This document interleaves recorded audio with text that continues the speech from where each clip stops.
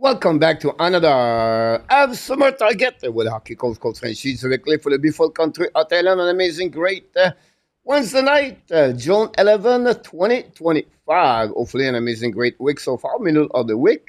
And tonight we talk about the Montreal Canadiens, the big decision they have to do. Of course, we have, the big template we did for you guys. A lot of play on the screen. Is that one of them is going to be with the Montreal next season? It will be interesting to see that. And the only reason we can note that answer is going to have a special guest tonight. He's coming back in the house after a couple of weeks, travel around the Canada because of his job. Glad to see him tonight with us. He's directly from Hawkesbury, Ontario, back in the house. Marco Larrabee is with us tonight. Yes, sir, Coach. Super excited to be back. Really, really excited to be back. Right into the summer vibes. Really, really nice weather here in Hawkesbury in Eastern Ontario over the last couple weeks. So really, really nice. You're right. Lots of traveling. Glad to be back home. Just taking it a bit easier. Enjoying the Stanley Cup final too. I'm sure we'll talk about that. But really great start to the Stanley Cup final. But no hockey tonight, which is we have to start getting used to that, right? Like it's that time of year where the hockey is slowly fading away from our lives. So it's great to take a night to talk about hockey while we're all kind of waiting for game 4. So really excited. Glad to see everybody in the chat tonight and ready to rock. We did the basketball game. I don't follow basketball. It was the blow up. Yeah. The last game between the Indiana and, of course, the Thunder. And then I thought it was going to be fun. A great game, game number 3 between Florida and the Mountains. It's not the same thing. It would be different. Boom, it was 6-1 the last game. But look, it's happening. Yeah. It's not going to be always perfect, but hopefully they bounce back the Oilers. We're definitely going to talk about this tonight. We have a few people knock the door. We're going to go very quickly for a few of them. Guy is in the house. Billy, both of them every night. Marco, they knock the ball with RJ Cadabro with news and update. Welcome back. Unfortunately, Larry is out. I'm not sure Randy is still in the house. If not, we'll see him a bit later. Talking to him at some point. Luc Fortin is back in the house. Welcome back, Luc. Talking about Montreal Canadiens the last 10, 12 days. The last time we talked was about Frank last week. We did a special show. Frank was great. Also with us, going to be back with you maybe a couple of days before the draft. To do a mock draft like we did last year. I'm going to send to you the template. If you remember, it's 39 on the template. Like Randy. And unfortunately, in our top, we wish the best for him, like we do every second night. Think about him and the mom of Steve McNair. For both of them, stay strong and keep your faith and hope the best for all of your family. And glad we miss you, Mr. Top. But I know we will be back at some point. So it's the best thing about this. We're going to start with a couple of news on NHL rumor. Coming from Dallas, New York Rangers, Columbus Blue Jackets. So if you don't mind, we're going to go right there.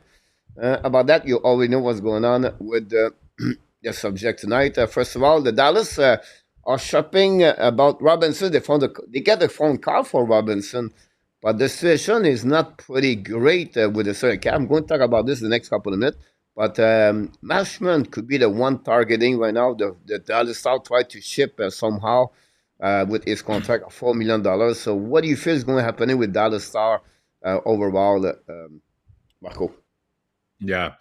Well, I think you're right. Like Dallas definitely is going to be up against the cap a little bit here. They have some guys, younger guys that are still kind of coming up as well, right? So I think they really like Granlund. Like from what I'm hearing, they looks like they want to keep Granlund. In order to make that happen, then you're going to have to sacrifice a piece like Jason Robertson or maybe, like you said, Marchment, both of which would garner tremendous interest anywhere across the league.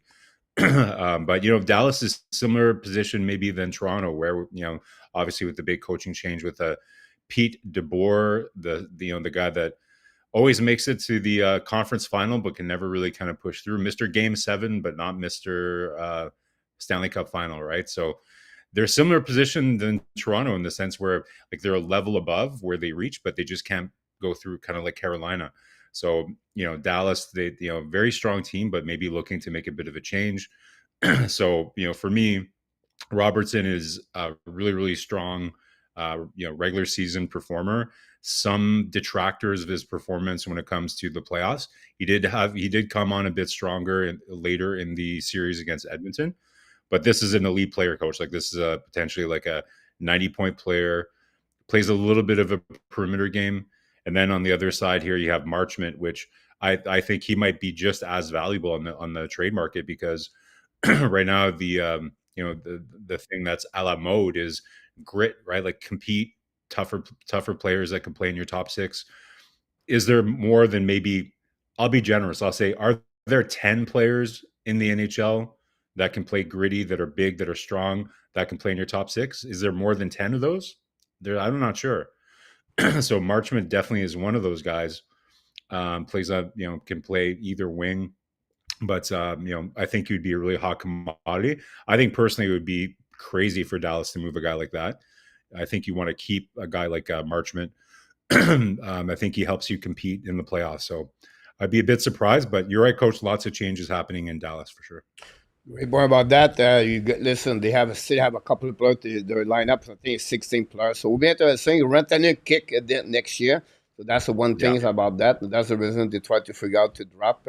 And some point, Marco, the salary cap with the top team, they cannot figure out everything. They cannot, you have to pay your players, but that's what's happening. They have to find a better template. I believe something going to change their philosophy at some point. But we went interesting. Now we'll talk about Anaheim Ducks and the New York Rangers. Look like greater, and of course, Drury, the Rangers going to modify that team for the upcoming season. And it's not only the only one. I think they're going to have more change also with the New York Rangers. But look like in return is a prospect and plus a pick in return. So possible Rangers are looking to go on the UF3 to fix that situation for the upcoming season. But what do you feel about that rumor between both teams? Yeah, it's we're in that season, coach, right? Like it's silly season, all the crazy rumors, but this one seems to be pretty well sourced. You have Frank Saravelli and then Elliot Friedman that and Pierre Lebrun, I think, even that we're talking about it. So it looks like it's something that's in motion. But Chris Kreider would have to trade his or move his no trade clause or no movement clause.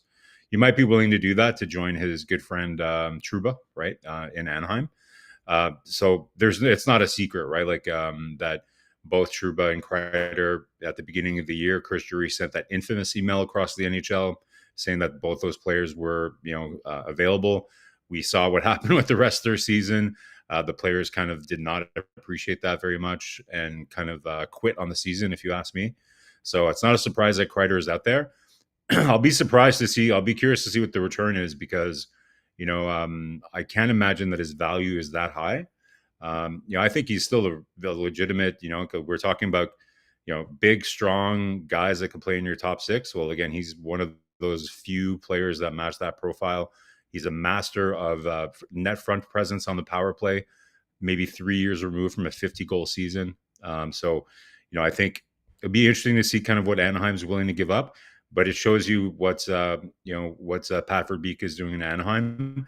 They want to make a move. They want to be the Montreal of last year, which is they want to take a step, be in the mix, and hopefully make the playoffs. So I think it'd be a good move for them. Like it adds a little bit of experience to their lineup. So I think it would be a good move for them, depending on what they give up. He's going to join Trouba, by the way, his teammate, ex-teammate. About that, Anaheim have $36 million in Mr. Marco on the salary cap right now, so they have a lot of money to spend. Marner is a rumor with Anaheim Duck at some point. You have many teams anyway. They talk about this, but they have a rumor get out yesterday or today about Columbus could be a target. Marner, Irwin is in the house to talk about this. You don't see how they can make this happen. I don't see that. I don't see a Marner fit in the style of the Columbus Blue Jacket and the market on Columbus for Marner. I think that would be it's not a right fit for me, but the other team are looking for. So I just want you to comment quickly about the Marner situation, or maybe you have other things you're looking for him. Yeah, like I think you're right. Like he's the number one free agent on the board for sure. It's pretty clear that he's going to be testing free agency. There's going to be a lot of teams that are in the mix for him. That would include teams such as Carolina would be at the top of the list probably. LA is right at the top of the list. Anaheim. I don't see him going to kind of more rebuilding teams like Chicago or San Jose or teams like that, I think he's still going to want to go somewhere where there's a good kind of infrastructure in place for him to come in and complement. You even a team like I would like. It's not crazy. It wouldn't be crazy if Dallas tried. Maybe that's why Dallas is trying to move things around. It'd be a lot of money for them to move around, and I'm not sure that would be smart because they'd be super super top heavy if they did that. But for me, Carolina, LA, that's probably the top two teams that I could see him fitting in. Columbus definitely has the room to do that. I just don't see that they need a player like that necessarily. Like they already have somebody like Kent Johnson, who's obviously not as productive as Mitch Marner, but kind of same style of player, different side. But I'm not sure if I was Columbus, it's not really kind of the move that I would make, but similar to kind of some other teams like that we've talked about, like Anaheim, that have tons of cap space. Like they're right there too. Columbus, all these teams, right, that have been rebuilding, like Montreal, Columbus, Anaheim. These are all teams that they probably all have, like, they're at least in the top 5 of their pool of of prospects and everything, and so they're loaded and they're ready to do business. And that's what makes Montreal's job, Kent Hughes' job, is very complicated this summer, is that he's not the only one with a ton of assets that's looking to get better. There's at least 8 to 10 teams that are in the same boat, right? So it should be interesting. And to add this, Marco, I think another thing is about that they are not the only team looking for the same thing at the same time. Yes. A second center and a right defenseman. So this it's complicate everyone. So the GM have to find a way to do that by UFA trade or organically inside of their own organization. But you're absolutely right about this. We'll see what's happening. So, we don't talk about him yet, but I think another one is really Bennett. Some Bennett will be interesting to see what's going to happen. We can talk about him a little bit later, but this and one. Well, a couple of news around the NHL. And first one, we want to talk about the possible. Well, it's not possible. It's confirmed Jonathan Tays return in NHL next season. He narrowing his option for the upcoming season and expect him to sign, of course, after the July 1st. He's a UFA at the end of the day. And we'll see what's happening with Jonathan Tays, 37 years old. I think he wants to go, in my opinion, of course, a team can win a Stanley Cup. He's originally born in Winnipeg. I don't know if Winnipeg are part of his list. But how you feel about Tays to come back as a center in NHL? And, of course, what team you think are the 3 team favorite for the sign Jonathan Tays? Yeah. So listen, like, for whichever team is going to be doing this, it's a little bit of a Hail Mary, right? You don't know what you're going to get. Guy hasn't played in over 2 years. So, we know he's a very competitive guy, and we know, obviously his reputation's a little bit stained, with the whole Chicago Blackhawks scandal, but there's no question, his pedigree and kind of what he's able to do is going to help him find, somebody that's going to take a chance on him. Right. So, well, like we said, there's a very, very small market or a very small pool of centers, in as RFAs and as UFAs and that are available. So he's gonna have options. So I think you're right. Like, to me, the place that makes the most sense is Winnipeg for sure. He's from there.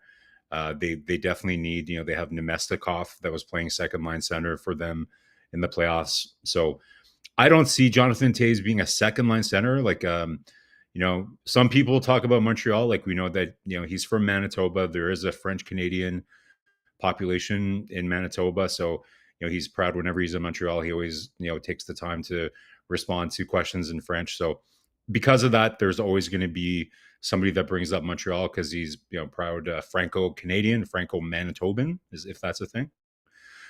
So if Montreal were to sign somebody like Jonathan Tays, I just hope that they don't plan on him being the second line center. Maybe he's a replacement if they're not able to, or decide not to sign Dvorak. He might be a good replacement there for him. But I see there's plenty of teams, coach, like that need a center. Like, if Toronto is not able to work something out with Tavares, could he be? Or even if they do, like, they could definitely use a third line center. They have Max Domi playing center. The Senators, maybe, I don't know. Like, I think they're pretty deep at center. But listen, like he's going to have a lot of choices. But it's kind of a risk, right? Like you just really don't know what you're going to get. We saw with Kirby Doc what it's like just for a player that hasn't played 1 year. So 2 players to watch next year. Landeskog, like he exceeded expectations, I think, coming back after being away so long. So we'll see. Like we hope for the best for Jonathan Toews. He's a good hockey player, and good for him that he's trying to kind of make a comeback. It's not easy after 1 year, mention 3 years, like he did. Everything will be very interesting for him. I think the Jet will be a good location for him. Where is it? It's not a bad team at all. It's a good team overall. So he have a spot. The Jet need a center anyway. And of course, it will be a second center. But the way they use his line, Scott O'Neill, like they don't have a second line, third line. It's a rotation, a little bit like Montreal after the first line. So we'll be interesting what that can win. But it's one option for him. The time will tell. But we just wish the best for him. And the Norris Trophy today was announced again for the second year back-to-back. The defenseman of the Colorado Avalanche, Ken McCarr, got that trophy today. Great reception, fake tournament, and then you have to stop at home, and then everybody was celebrate his trophy. So great way to see that. Great defenseman. Of course, the way they gave this is not about it was in the past. His defensive of the game will always be questionable. Whatsoever he make, maybe he's going to make the Hall of Fame. It's not going to be the last one he's going to win anyway in the NHL. But I think it's well done. I know Werenski have a good year. Quinn Hughes have a good years. And matter of fact, like also Lennartson finished 9 inside of this standing. So give us a bit what you feel about Norris to Kel McCarr. Well, first of all, I love the new format that the NHL is using to do these awards. Like, it's so painful to watch those award ceremonies. Like, it's just not a good fit, right? NHL culture is not like they try their best to bring in like Saturday Night Live comedians and stuff like that, but it's just not. It's just really cringe fest and just really not very good. So I love how they're doing it. Like all the awards that they've rolled out so far, whether for the Selke Trophy with Barkov, or we'll talk about Hudson in a little bit with the Calder, and now with the Norris Trophy. And it's just a great way to market your players, right? Like show them with their friends and family, make it fun. You can have like a viral moment on social media. So I think it's great. Not a surprise, like Makar is just, kind of like an alien out there. He's just, I think, right now the best defenseman in the game, for sure. And, you're right. Like Werenski had such an amazing season. It really carried Columbus, but it's just really hard. Like it's going to be hard to, I think we're going to be talking Nick Lidstrom type of Norris trophies probably for Cale Makar. He's still so young. So we'll see, there's still a lot of great young defensemen in the NHL, that are going to be, make it challenging for him. But, I think he definitely deserved the Norris. Like he's just he completely controls the game when he's out there, coach. And obviously he's maybe not as physical as a Hedman or something like that. So maybe not as complete, but what he does well is he's just so dominant at it. Like you just have to watch him every time he's on the ice because he's always a threat. It's interesting to see. It's interesting to see the numbers of how productive he is when McKinnon's not on the ice. That's something that not a lot of people talk about.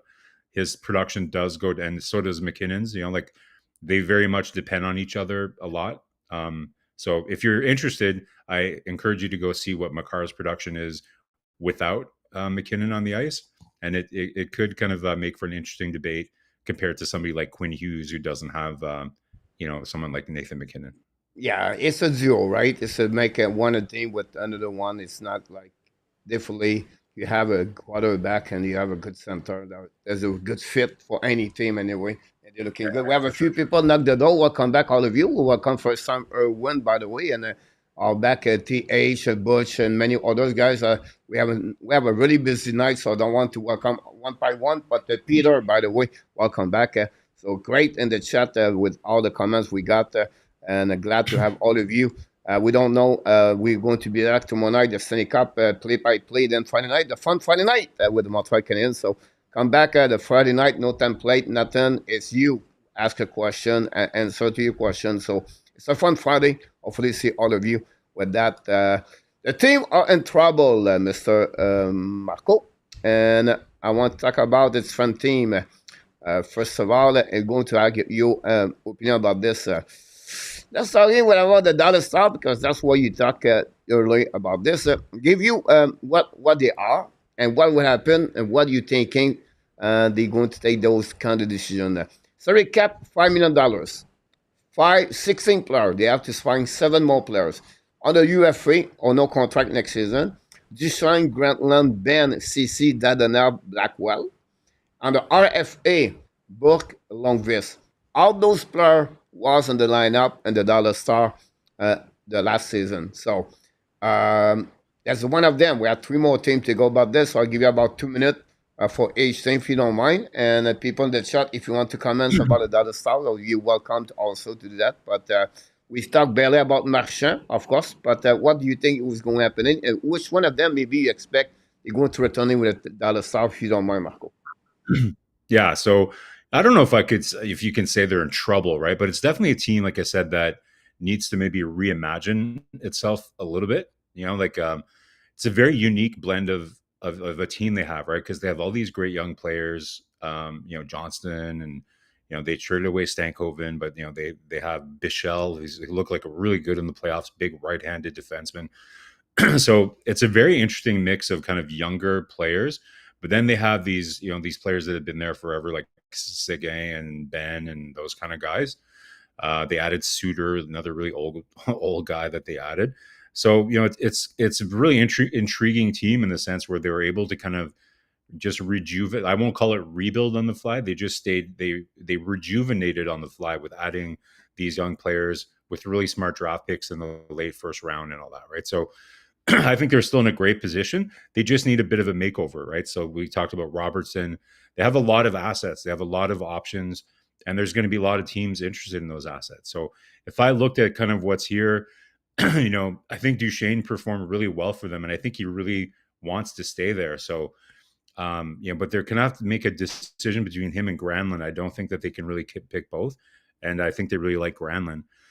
But Duchesne hasn't, like, if you look at his playoff numbers, for anybody thinking Duchesne in Montreal, go look at his playoff numbers, guys. It's really, really, really terrible in the last 3 years. If I'm not mistaken, he has 3 goals or something like that in those last like 18 playoff games. It's really, really not very good. But I wouldn't be surprised if they bring him back. Like, he's very like an 80-point season this year, like really productive. And he wants to be there. We know he loves country music and all that. So wouldn't be shocked if they bring him back. But to me, the biggest mistake they made this playoff, coach, they bring in Cody Ceci. The right side of their defense it wasn't strong enough. Nobody's really talking about Bichelle. Like, I think he's definitely going to be a top 4, and he's a very physical and big guy.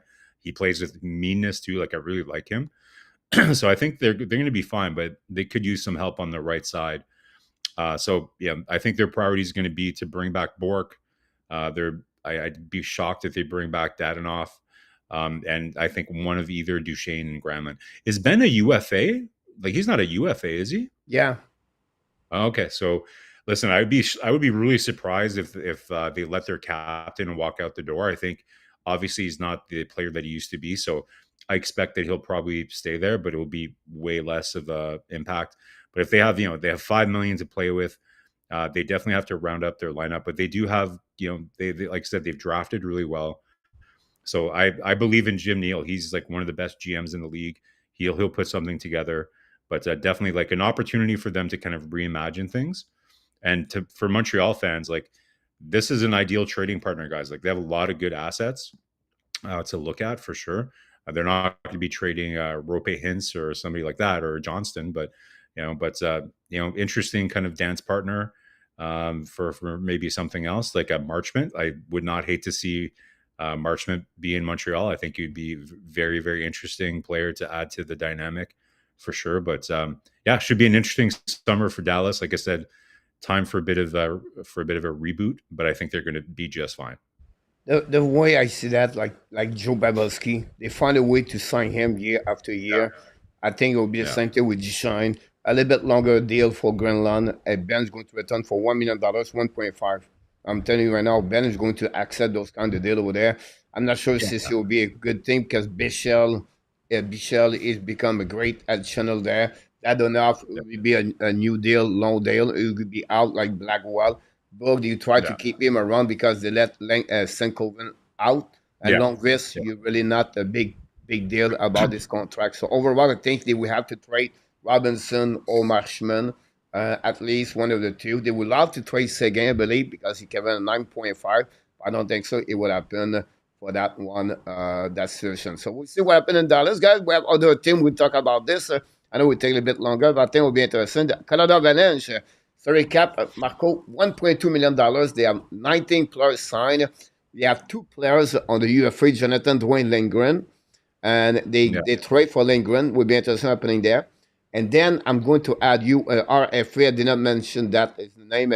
I think it's Balinski, I believe it is, the last name. Balinski, the defenseman. Anyway, it's not a big deal. My point behind that, Marco, Girard, and you have another player I'm missing, but now is on the market, or the trade market right now for the Canada Avalanche, because we know Nikash will be another one. But you have another players also on the market for with the salaries and bother them a little bit. So they have to figure out something. They will have to make some move. Marco, it's 19 players. Yeah, like it's no secret, that it was a really tough decision to trade away Rantanen, and I'm one of those that felt I thought it was a good move at the time because Colorado was so top heavy, right? If they were to sign Rantanen to $13 million, it's just almost impossible to build out the rest of the team, right? You're kind of like the Leafs. You're just too top heavy and really hard to build a team. So I really like the approach that Colorado took at the trade deadline to go with a little bit more depth, adding Nelson and going and get Cole and Coyle, and doing all that. So you can see kind of what they're trying to build, right? Like they need a little bit more depth all down their lineup. I don't think Jonathan Drouin is going to break the bank anywhere else. I think, for him, like he'll definitely take a bit less to. Sorry, Coach, did you want to say something? No, just remember the name parce que PLW said Coy and Manson. Okay, yeah, Manson. Oh, is Manson also a RFA or a UFA? No, Coy and Manson are the player on the trade market. Manson is not what I heard much, but Coy is another one. Charlie Coy. It was Coy and Girard. I apologize. Okay, right. If Manson is on if Manson is available, that would be a player that Montreal should absolutely target for. Yeah. At the very least, like he would really stabilize. He would be the new David Savard kind of guy, right? Like, but a lot meaner, and that would be a great fit for. It's a mix of Savard and Tanev. Yeah, well, more. I think he's meaner, right? Like Tanev is more. I don't think he's tough, right? But Manson is mean. Like he hits a lot more than Tanev for sure. So I think that would be a great move for Montreal if they could figure that out. But you're right. Colorado is going to see the difference between Colorado and Dallas is Colorado. Again, they just traded, kind of more of their relief and prospects at the trade deadline last year. So they don't have the ability.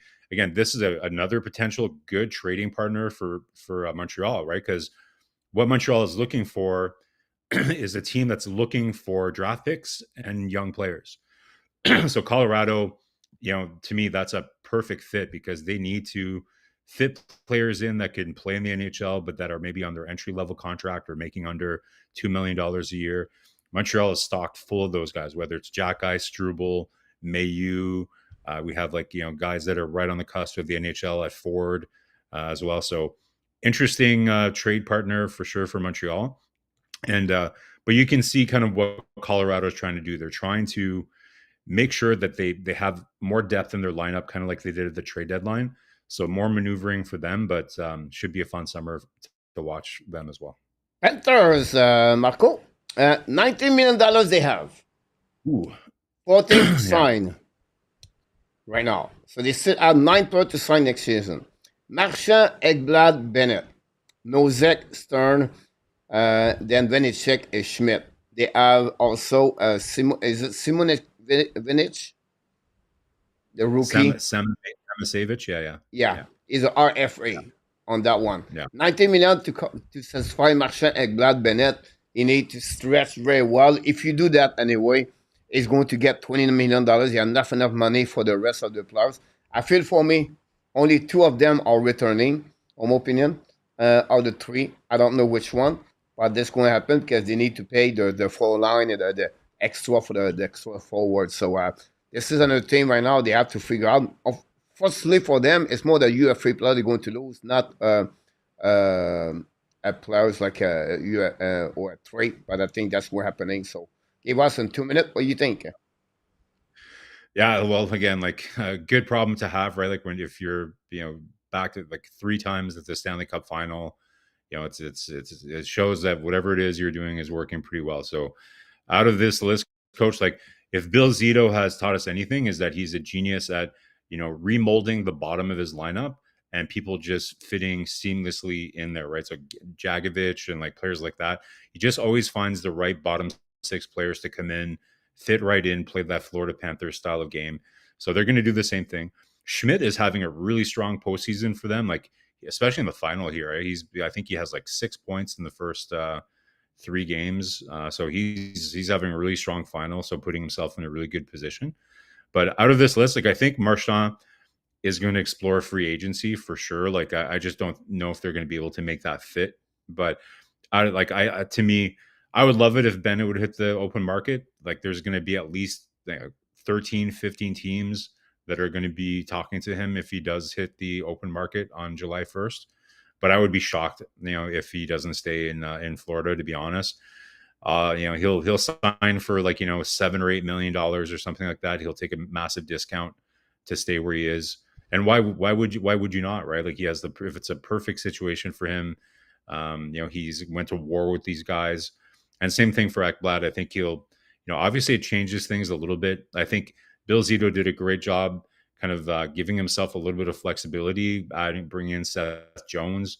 It gives them a little bit more negotiating, kind of like power when talking to Ekblad. It's the opposite of, remember, Coach, this summer, we're criticizing the Boston Bruins because of how they managed their situation with their goaltending, where they traded Allmark, didn't sign Swayman, and all of a sudden, okay, now Swayman knows that you don't have a backup plan. Why wouldn't you sign Swayman before you trade Allmark so they have more leverage, right? So Florida's smart; they don't do stupid moves like that. So before kind of going to negotiations with Ekblad, you already have the deal with Jones. If he really wants to stay there, he knows that he's going to have to kind of take a bit of a haircut to make that happen, right? So, like usual, Bill Zito is just like, I wouldn't be surprised if these executive of the year again. I think he has in the last year or two. But I think they'll be fine.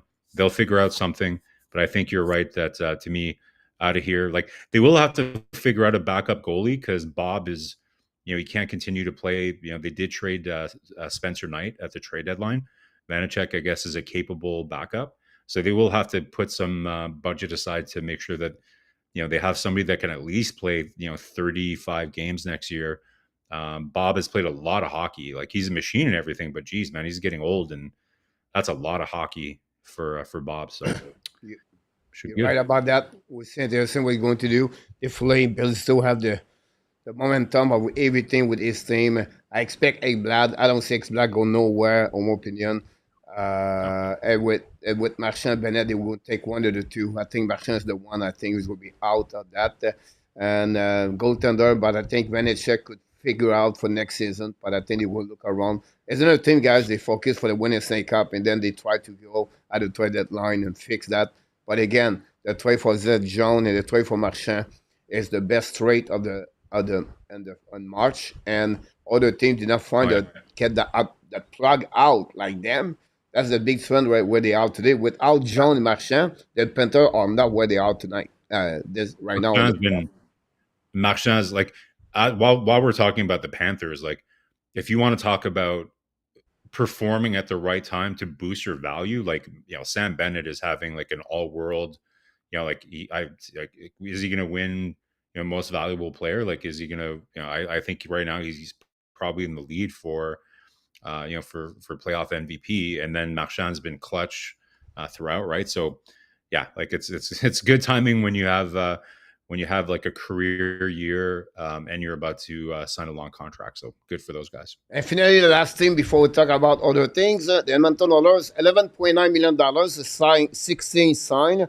Perry, Frederic, Brown, Kapanen, Skinner, and Klemberg. All six players are UFA next season, no contract. So you're going to say, yeah, we don't get the big name there. You're absolutely right, everybody. You're right. But the other players on RFA, his name is Evan Bouchard. He's going to grab Mr. Marco almost the 99.9.9, $11.9 million. So, example, he signed $10 million.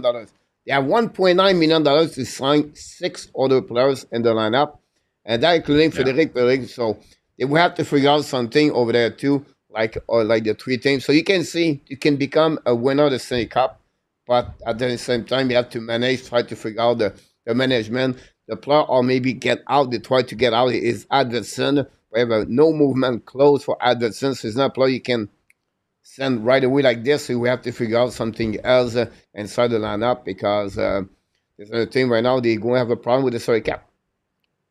Yeah. I see some people here thinking that if Marchand wins the cup, that'll retire.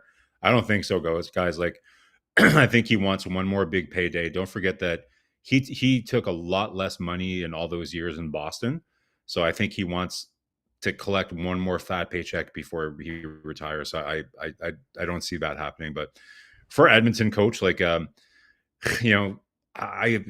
think we both were just really shocked by the offseason they had last year and how terrible it was. Losing Broberg and using who's the other guy that I always forget his name. The forward guy, like the big forward, power forward that they lost to Offer Sheets during the summer. But they're going to have to figure it out again this summer, coach, because like you said, Bouchard is going to get paid, and ultimately they're going to need to shake things up again because, like the other teams we just talked about, they're going to be even more top heavy once they sign Bouchard. So it's going to be more and more challenging to kind of find ways to kind of build a lineup. And like they did go out and they got who's the guy that they traded, the guy from the draft like 3 years ago, smaller guy that Edmonton traded for Yamamoto? No, they traded him years ago. Younger, smaller guy. He's less than 22 years old, but I think they got him. Oh man, I can't remember his name, but they do have a couple of young players in their farm system that can maybe come up and start playing some minutes. I'm just trying to remember. Like, give me 2 seconds. It's going to bug me now. 1 sec. Edmonton Oilers. Wasn't it a trade for Lavoie? I can't remember who it was, but hold on. It's going to bug me though.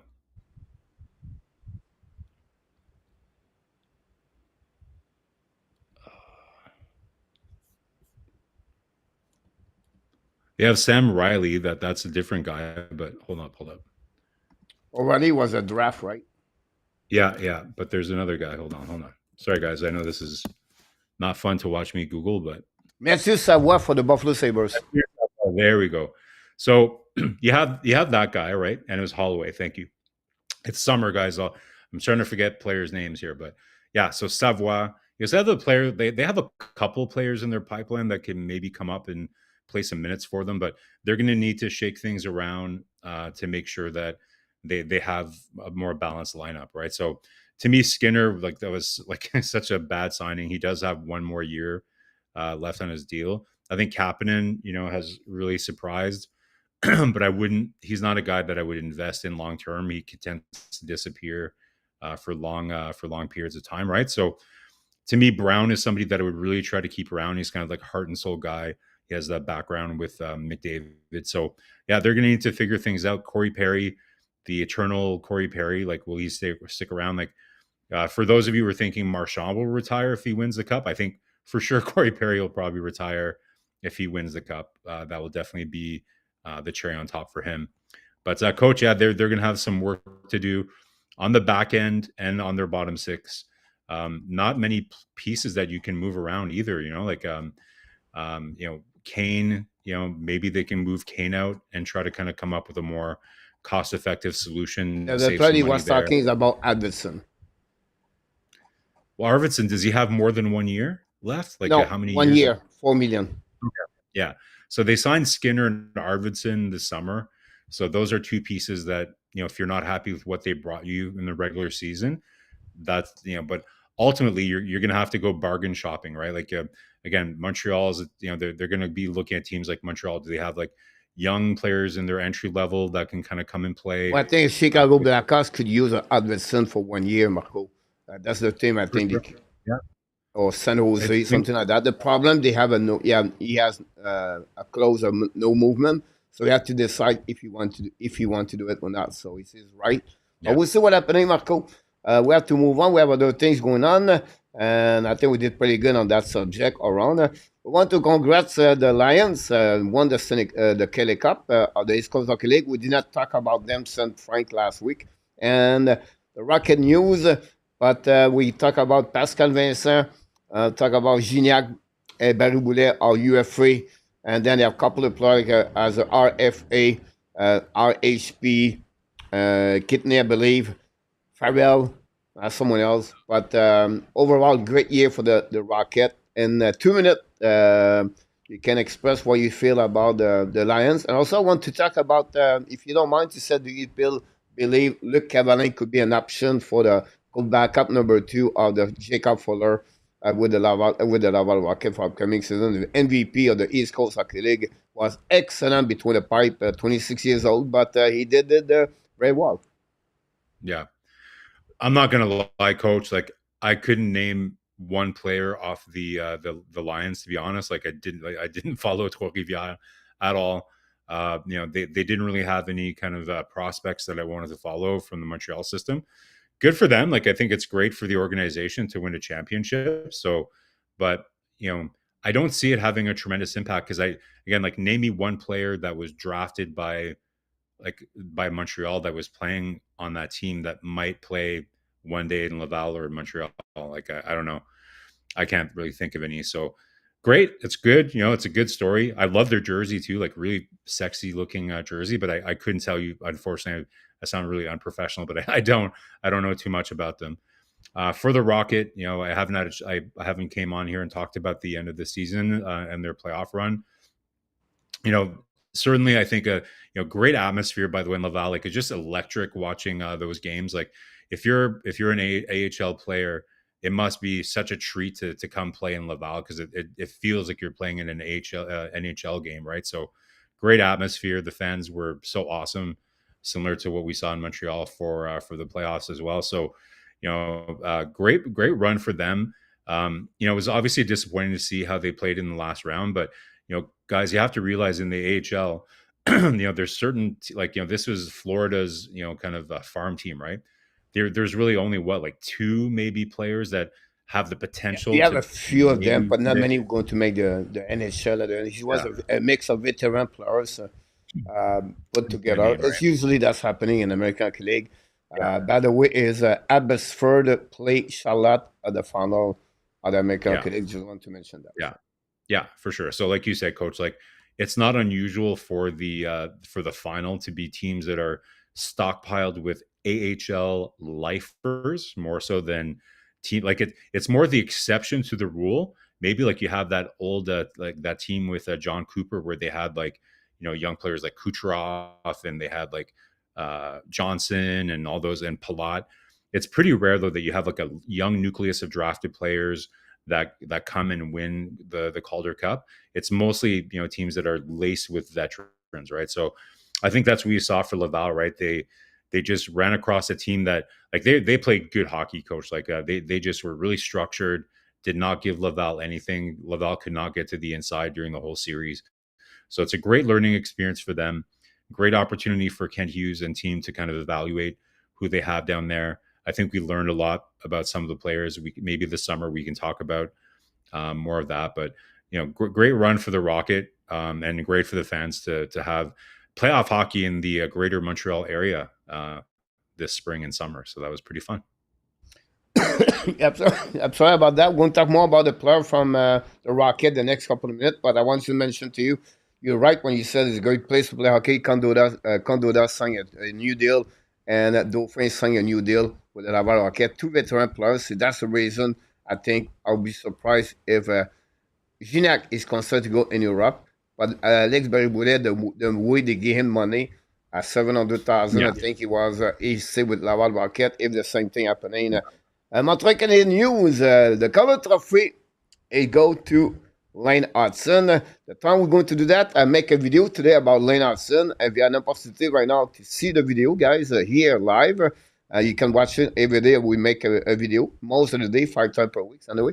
And Lane Hudson win that trophy. So give us what you think and how you feel about the season overall. The time you're going to see the video right here beside you, but don't worry about that. Just move on with Mr. Marco. Well, I guess some of us are maybe a bit nervous, right? What was going to happen? Like, we're reporters in other markets going to, kind of not recognize the season that he had. But I'm glad to see that, all of the markets across the NHL, like Coach, he not just won the award, he ran away with the award. Like, it was not even close for first place votes. I don't think he received any third place votes. So it shows you how much the NHL world recognized the impact that Lane Hudson had this season. I think it was a timing thing, right? Like, it was probably much closer right before the holidays. Like Dustin Wolf was playing really well. Celebrini, got injured, but then he started coming on. So if you took a vote, right around Christmas or right after Christmas, I'm not sure he would have been on first place on as many lists, right? Like, I think it was a lot closer. But then he just, really took it to a next level. And I think the fact that he helped Montreal make the playoffs really kind of put him over the edge, right? So, like I said, I love these videos. Coach was so great. Such a humble kid too, right? Like, you hear him in the interview that he gave after as well too. Like, he's so all about the team. He's really doesn't take any credit and so focused on doing what's right for the team. If you saw the interview that he gave on the Habs Twitter feed after, he was in a rink. Like, the guy never leaves the hockey rink. Like, it's crazy. Like, it's in June and on a Tuesday or whatever, and there he is. Like, you see a whole bunch of sticks behind him, and he just loves hockey, Coach. Like, loves it. It's his life. And like we talk about, like, there's a reason why good players are great players. It's usually because they work harder than everybody else. And I think that's what's at the core of it. So, I really like this statement from his dad too, during the video, saying, like, winning the Calder Trophy is usually a really good sign that the player has a really good chance at making an NHL career. And you can see, like, to me, what I take from that statement from his dad is I don't think they take it for granted, right? Because of his size and everything else. Like, I think they had belief, like, he has belief in himself, but like, you don't know anything until you go out and prove it, right? So I think for him, it's a huge confidence boost to show that he can kind of reproduce the same kind of game at this level. And Coach, we talked about it all year. Like, what a pleasure for us fans to watch a player like this. It's a huge. It completely changed the trajectory and the rate of the rebuild for Montreal. I think they're further ahead, than they would be without a player like Lane Hudson. So let's hope he has a good summer, gets a little bit stronger. I don't want him to put too much weight on and change how he moves and everything, but a little bit stronger. And we'll see if there's always a sophomore slump, Coach. But I wouldn't bet against Lane Hudson because of the fact that he works so hard and he's going to be ready. He's not going to just take it for granted that all this is going to happen again. He knows that he has to work for every centimeter that he gets on the ice. So I have all the confidence in the world that he'll be fine. Well said about Lane Hudson. Look, I'll be honest with you. I don't want to say it that way, but this was maybe one of my best video. I'll be honest with you for a long time. Yeah, pretty good. I don't know if you watch it, but it's a faceless one, and I think that's a turnaround to be good. I don't know how much people watch it. It's not. My point is, like, the way I did it, I think was pretty cool with an narration behind that. So very good video for sure. So I like it. Go watch it if you haven't watched it. The goal of this year, by the way.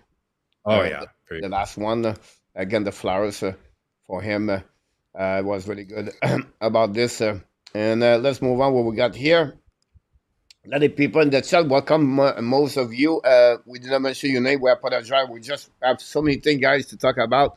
We hit almost 1 hour, and we move on for what we have to do. About that, are you surprised that Can you said the no target playoff for the upcoming season already? It was out on the social media. Before you talk about big issues and everything like that, but I just want to make a statement about this. You don't just said. Are you a little bit shocking to hear that, or not allowed by Ken Hughes? He didn't come out and say it directly, right? So it's not like he said that. Maybe it came out, but it wouldn't surprise me if they have that discussion internally, because coach, like it's going to be hard. Like again, like I love the attitude. I think it was Caulfield or somebody, or I can't remember who said it, but they're like, listen, or maybe Slavkovsky, but they were saying like, listen, just because we made the playoffs last year, it doesn't mean if we're going to show up in October that the teams are going to make it easier for us because they think we should make the playoffs again. It's just going to be just as hard next year, if not harder. It really depends on what they do, right? It's not inconceivable that Montreal is a younger team next year than they were last year. And that's the thing when you're rebuilding, is that it's not always just a clean line up, up, up, up, because you might have to integrate younger players. Like if you don't bring back, we've been talking about this since the summer, about whether you bring back Dvorak or Armia, what happens with Savard gone. If you decide to replace those players and it makes sense over the medium to long term, you find the right fit for somebody that can join the team, great. But if you don't find the right fit, then you're going to have to, lean on those younger players. And that means like, and we talked about this, coach, in our post-mortem. To me, the one of the key parts of the season is how good their penalty kill was. Maybe in the standings, it wasn't in the top 5, but they had very clutch penalty killing. Like there's a lot of games where, they took so many penalties and their penalty killing really kept them in games. But they're poised to maybe lose like 50% of the guys that they had on their PK last year. So even though we all like, Owen Beck, and we think he's going to be a good bottom 6 player in the NHL, there's, if you're Montreal, if you're Kent Hughes, you're looking at it and it's not inconceivable that maybe, that he's not going to perform at the same level as Dvorak did, killing penalties or whatever, right? So it's a very tough league to make the playoffs, coach. And, Montreal's goal is to put together a program where in the next few years they're going to be perennial contenders. I mean, yes, we want to be a team like that is expected to make the playoffs every year. We're a little bit ahead of schedule, I think, in terms of where they are. So I think we're all excited about that. It was a great experience for them.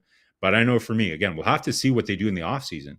But if they don't add players to replace some of the players that they might be losing and improve, like, a second line center, like we talked about, it's not inconceivable that, they're right in the mix again. Right. So, I don't think they're going to come out of the golf tournament and say our target is, we don't have a target to make the playoffs. I think they'll probably come out and say, we're going to try to make the playoffs. Our objective is to make the playoffs. I think they are going to say that this year. But if you're looking at it realistically from a management perspective, if they're not able to kind of, bring pieces in and make the moves that they want, then I think they're smart enough to realize that, listen, it's not the end of the world. It's not like our rebuild has failed. If they don't make the playoffs next year, it doesn't mean that the rebuild is failed. It just means that they're still in the middle of it. They're still integrating really young players like Mayu or Reinbacher and Beck and Demidov. Like, guys, you could have as many as 3 rookie forwards in the lineup next year. Or 4 maybe. Like, so it's hard to, whoa, quick zoom. It's hard to for a team to have, like, because we know the biggest challenge for younger players, coach, is about consistency. Any player in the AHL can come in and play 10 games and perform pretty well in the NHL. But if you're really expecting a player to be a contributor over an 82 game season, they're going to have consistency issues, right? So I'm not surprised to hear that they would be talking about that. Two things, Marco, I want to follow up with you. I think you're absolutely right about this. You nailed it. I think he's going to say the same thing. Meaningful game. At the end of the year, there will be the most important thing. And second thing is about development, consistent development. I think that's was the most important thing. You can miss the playoff, but if your core or your young prospect consistently performing, like I'm talking about Sakaski, Cody, all of them, right? This is a win-win for them. So I completely agree with you. But the other two target, I think they're not change the plan. They stay stick on the plan, and they're going to move on that way. And whatever happenings over the summer, I'll give you a little bit more perspective what they're targeting next year. But right now, yes, you're absolutely right with the way you express about this. I want to move on to before we move to the big decision. This is a big subject tonight. 1 minute, and I forgot to ask you. People in the chat was talking about this, and I took a note about this. Is Reinhardt's contract if he signed this year or next year? Secondly, what your expectation of the contract? Yeah, so I think it was Arpin Basu or somebody in the press conference asked him, like, hey, what is this, after your first season, how do you see your future with Montreal? Is this something you want to do long term? And of course, he said the right thing. He's like, yeah, of course, I love playing here and all that. So I think, I do believe him. Like, I do think that he realizes it's a really good situation for him. It's an exciting young core to be a part of. So it really comes down to, to kind of what he and his team, and then what Montreal wants to do. So I'm consistent, Coach. I don't know if you remember, right? But in the past, when I've talked about contract extensions, I try to look at it from the point of view of the player and the people that are kind of giving them advice, right? So when we talked about Caulfield, for example, a lot of people were saying, "Ooh, I don't know, like I don't know if you should do a long-term contract, like because of the size and all these things." And a lot of people say, like, if from the player perspective, it doesn't make sense to sign long term because you're in year 5, you're going to be making probably well below kind of what the market is saying because the especially with the salary cap going up.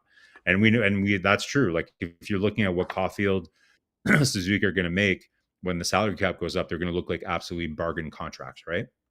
But I think the reason why Caulfield signed is that because he's a bit of a smaller player, and he loves playing in Montreal, maybe he wants a little bit of security, right? Like, because you never know, you are just a couple of hits from really ending your career, right? So um, so it really depends, right? Like, to me, like, it doesn't seem like the family seems very humble. I think they take decisions as a family and they have the right values. So I don't think Lane Hudson is going to be the kind of guy that says, you know what, I'm just going to sign for like 5 years. You can buy 1 or 2 years of free agency from me, but I want to make sure that I'm going to, hit the free agent market when I'm like 27, 28 or whatever, so that I can maximize dollars.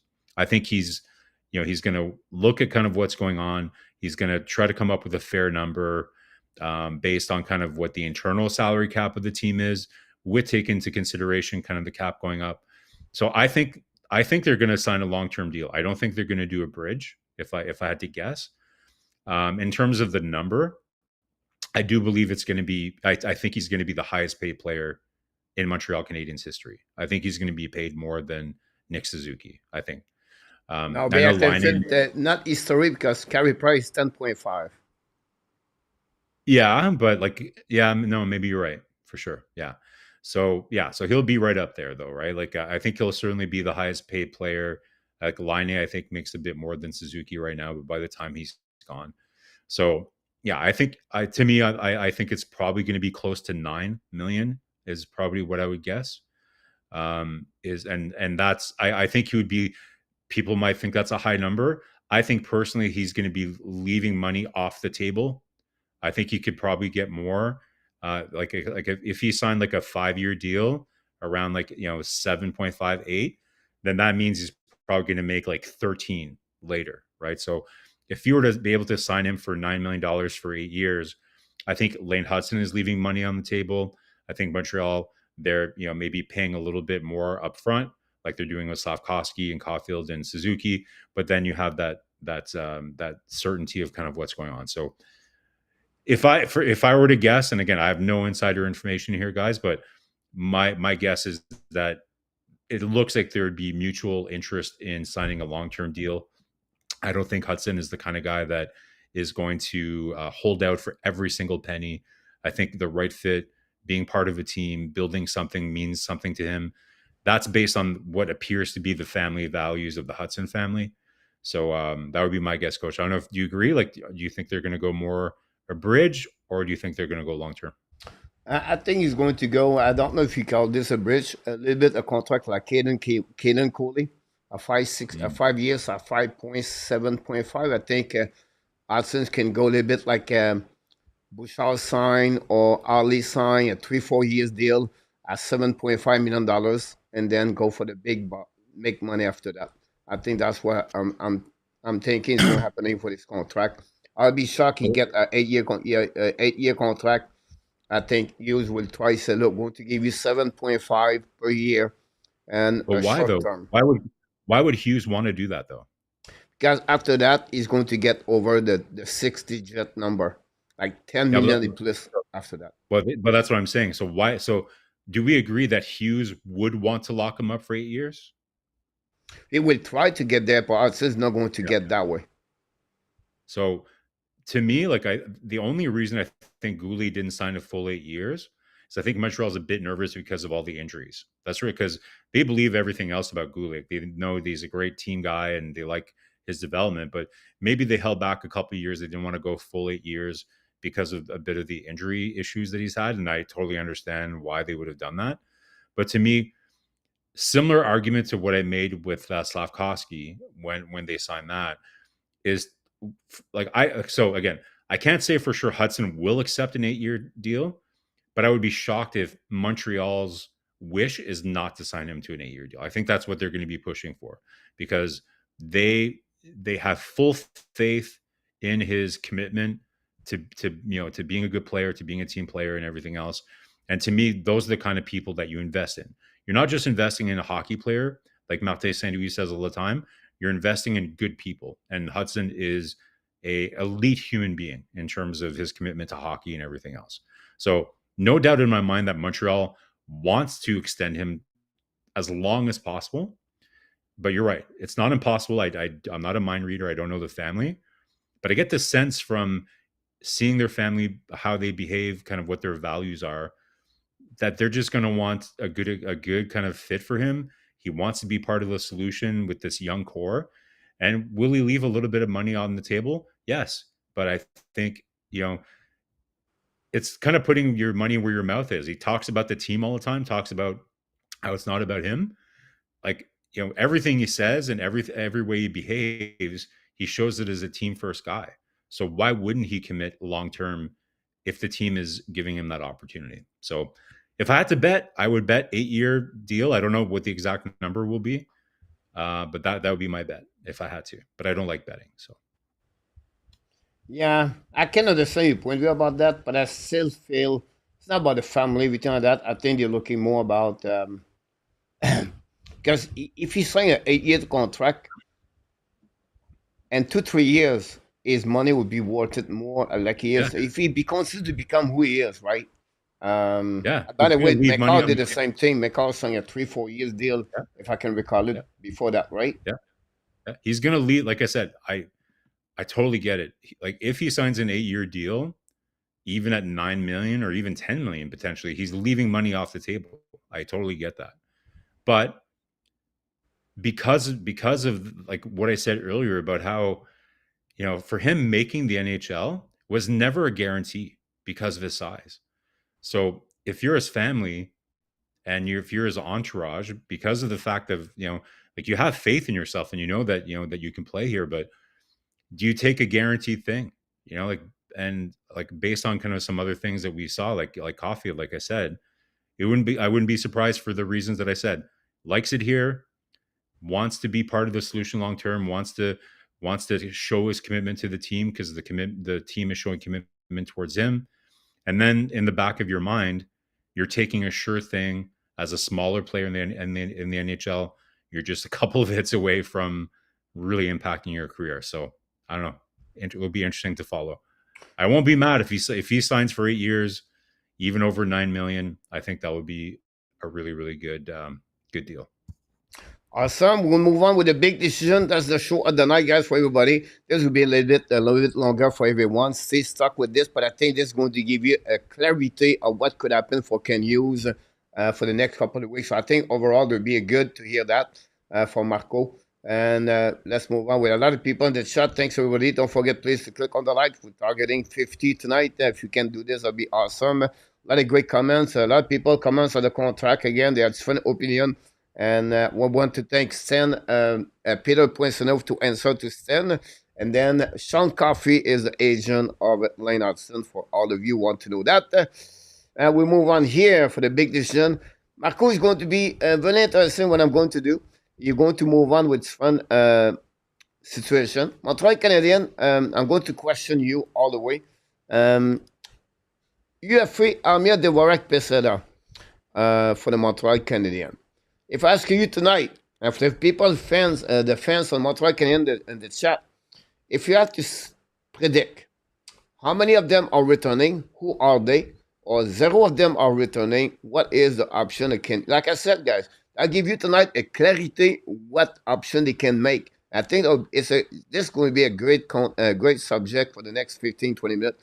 So let's participate all together. So if I have to ask you that question, how you feel about the Montreal Canadiens, one of them is returning, not at all, or two of them? These are big decisions, Coach. I'm sure we'll have fun debates in the chat on this one. There's probably people all over the spectrum on this one, right? But I think one out of these three is going to come, and I think we all agree it won't be Pizzetta, right? So everybody here probably knows that I think, Dvorak, I think it would be a good signature for them, depending on what he's looking for. If it's the same kind of deal that Jake Evans signed, maybe even a smidge more, I would be fine with that. I think if you look at what's available for UFAs at center, there's not much. There's not much, guys, and there's going to be a lot of competition. So, I'll answer two ways. So, what I hope that they do is I hope they bring back Dvorak to for at least 3 years or something to kind of bridge their bottom six of getting a left-handed center that can win faceoffs and do all that. But I don't know. Like it could be. I think they'll either bring back Armia or Dvorak. I think one of them. Like I said earlier, Coach, I understand that they want to integrate some younger players, but I don't see that they can be okay with half of their penalty kill unit from last year just going away completely, and then really depending on younger players to come in and take those roles. Maybe you can have, like we talked about, Newhook. Maybe Newhook, that would be a great new responsibility for St. Louis to give him to focus. So, to me, if it was up to me, I would probably try to re-sign Dvorak if the number is reasonable. I would let Armia go because I think you can replace that more consistently in your bottom six. Like Armia, we know the Mario Armia versus the normal Yoel Armia. Last year there was less Mario Armia, but he was still very good on penalty kill.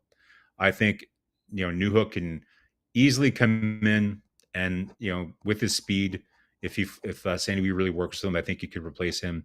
But I think it'll be really hard to replace Dvorak with the face-off presence that he has. So that's my take.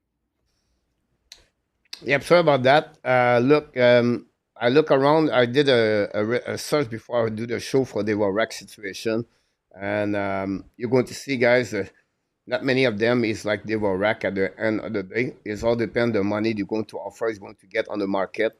I'm telling you right now, it's I think for me, if I had to guess one thing, Armia return with Montreal Canadiens, definitely. Montreal is going to give him an offer contract at $2.5 million, a 2-year deal, I believe, Marco, and he's going to get it. He fixed a good solution on the Montreal Canadiens on the PK with Jake Evans, and I think that would be the great way to do that for a short time. About this, they were going to get more money on the market, Marco. What's crazy, Coach?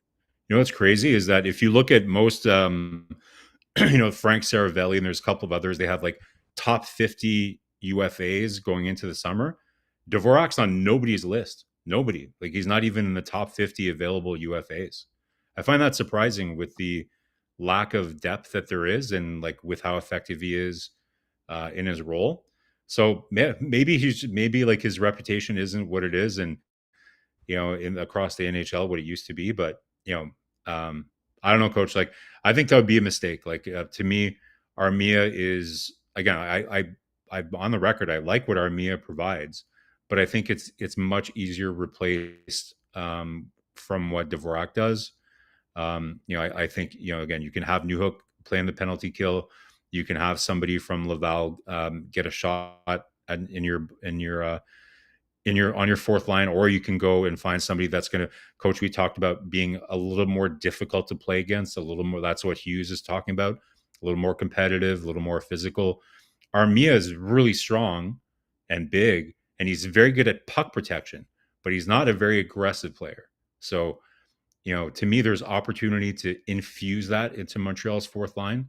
If I'm reading in the tea leaves of what Ken Hughes is saying when he says he wants to get bigger and more competitive, why would you bring back Armia when you have the opportunity to make a change in that position? So we'll see. Because your contract, it's all about it depends the money of the contract. So Dvorak, if you get him a $4 million for 3-4 years, not going to get him at that point, because at some point, what do you do with Owen Beck? And I'm going to get there in the next couple of minutes. So even if you keep with players, Marco, if you are Laval Rocket, you look around, you said, look, guys, Montreal does not open the spot for us. Why are we going to stay with the Montreal Canadiens? So Pascal Vincent talked about this in an interview. Montreal has to show for the player Rocket to open spot for them, to show them some hope over there. You can stay one more year at Laval, or we're going to give you a spot the next 20. Because whatever they develop, they draft players, guys, all year long. If you don't, they keep consistent to keep the players, guys, not going to work. But I said, listen to the words you just used there, Coach. You have to give them a spot, so like, I don't think that's how you can operate a hockey team. And again, like even with Beck and Kapanen, they're both right-handed shots, and Montreal needs a left-handed center to play in their bottom six, I think. So I PLW will remember well. We had this debate. Like, I compare it to the Kovacevic situation from last year. So Montreal, they trade away Kovacevic because, hey, we have to open up a spot for Barron or for Mailloux or for Reinbacher. And what happens? None of them are ready to really play significant minutes. And then they're forced to use an asset to go acquire Carrier. Now, we all like Carrier, and that was a great trade. But you're not always going to be that lucky to go and find a piece to come in, right? So to me, Coach, even like, I don't think Dvorak gets $4 million, but even if he did, like, let's say he signs a 4-year, 4x4 deal with the salary cap going up, let's say in year 3, it would not be difficult at all for Montreal to get rid of Dvorak if Beck is ready to go, if whoever is ready to go, Jacky, whoever is going to potentially be battling for that bottom 6 center position, let them earn it. But don't just assume that they're going to earn it. I think that's the way they should go about this. We know what Dvorak brings. He has a close relationship with a lot of the players on the team. It's the devil, this guy, what he gives you. Why go out on the open market, or why try to rush or assume that one of your young players is going to be ready to take that position? Unless, like you said earlier, maybe I'm wrong. Maybe Kent Hughes and Jeff Gordon both are okay with taking a step back next year. And they're, like, what? We made the playoffs, so we took a good step, but we need to infuse these young players right away. And we're willing to take a step back over the next year or two as we give them that experience.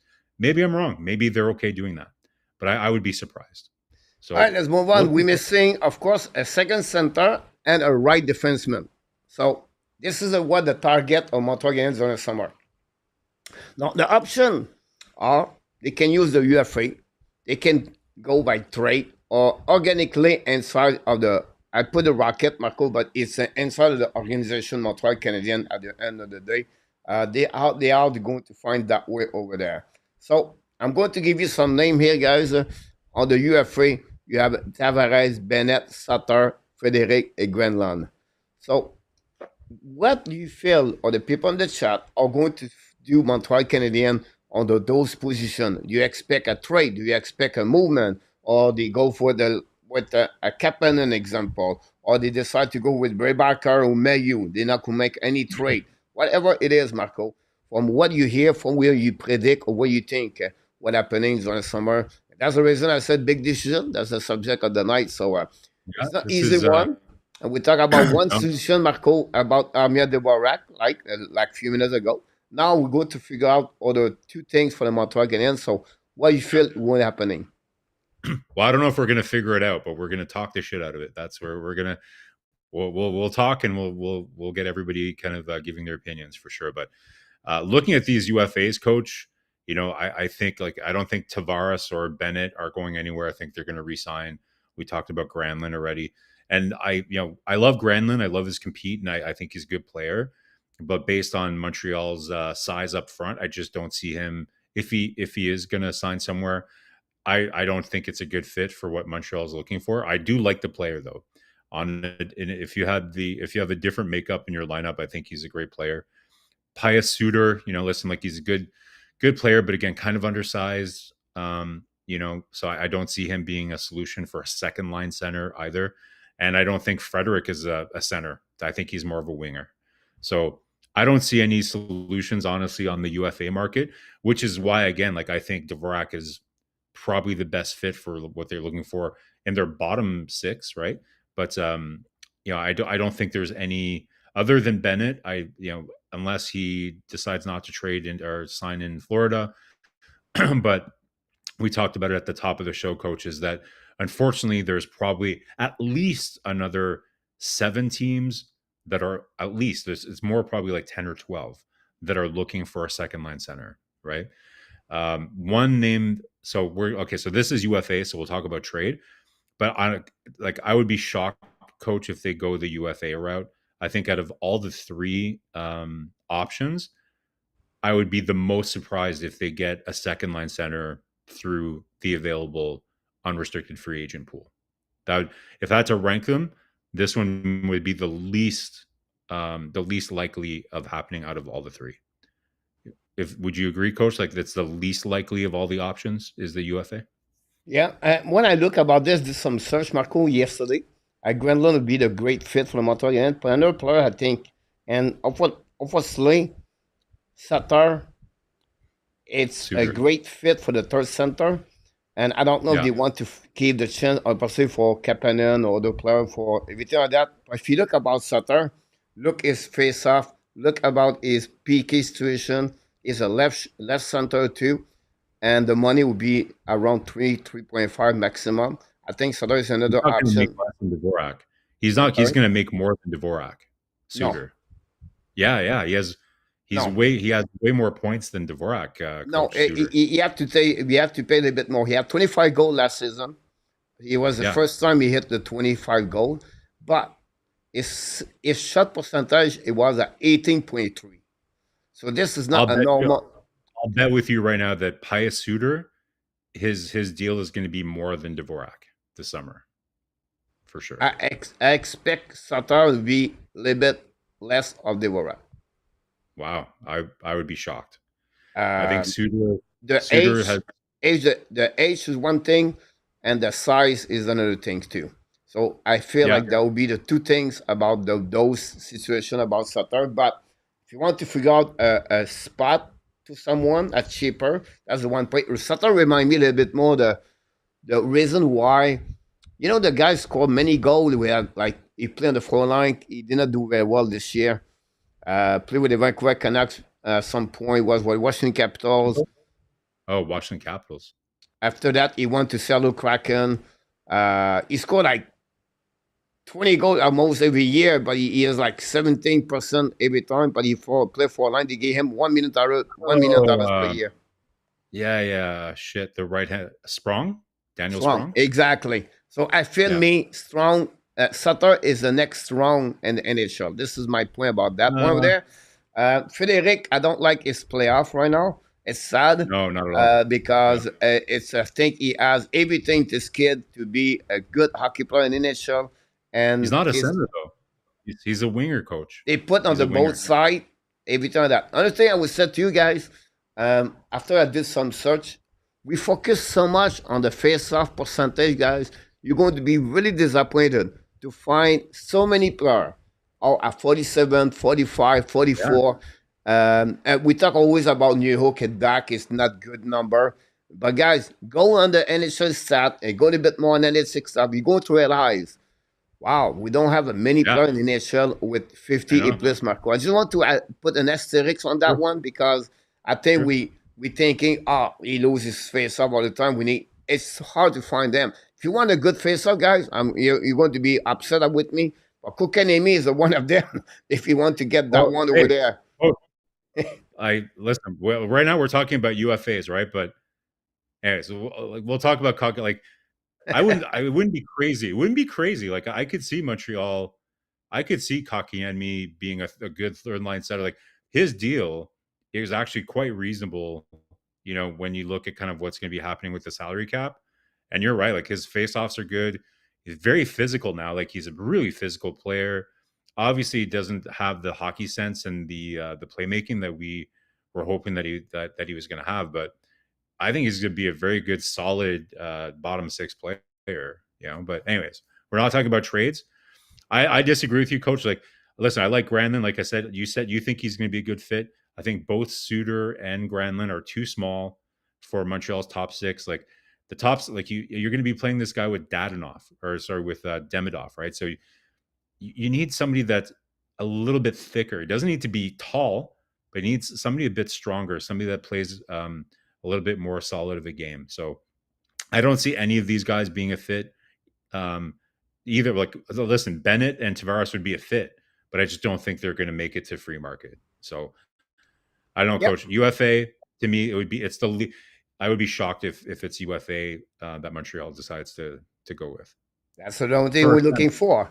Now go a bit more deeper, guys. Like I said tonight, we fixed the Montreal tonight, Marco. I'm going to review that all right, video in the next couple of months. But we give you every option for the Montreal Canadiens. I'm telling you right now, we did. Like I said, Marco, you asked me on the previous show before the show started. He said, "What are you doing?" I said, "I'm still working on the show right now." I said, "I'm trying to figure out everything what we need to talk about." Now, is it possible you just talk about UFA? The Montreal Canadiens said, you know what? We're going to use Doc and New Hook on the position we need. Are you agree, disagree, or you don't see this is possible or not? well, of course it's possible. Like if I don't think it's their first choice. Like it's clear that they're going out and they're trying to find a new solution for that second line center spot. There's no question. To me, it's obvious, right? That they are trying to do that. But obviously, if they're not successful, they're not going to do something crazy, right? Like they're not going to go sign Matt Duchene for 7 years for $8 million a year just so that they can have so that they can say in September, hey guys, if we got a second line center. They're not going to put the team in a bad position to do that. So if they don't find the right fit, that makes sense for the team, that meets the criteria that they want, then yeah, that's what they're going to need to do. They're going to probably experiment and see okay, maybe you're going to try a whole bunch of different things at training camp and kind of see what happens. Like maybe you give Beck a try there and see what happens, and then you have Newhook and then Doc, and depending on how he shows up to camp, like are we going to see a Kirby Doc that really worked hard during the summer to actually come to camp in the best shape possible and ready to go? We don't know. We hope so.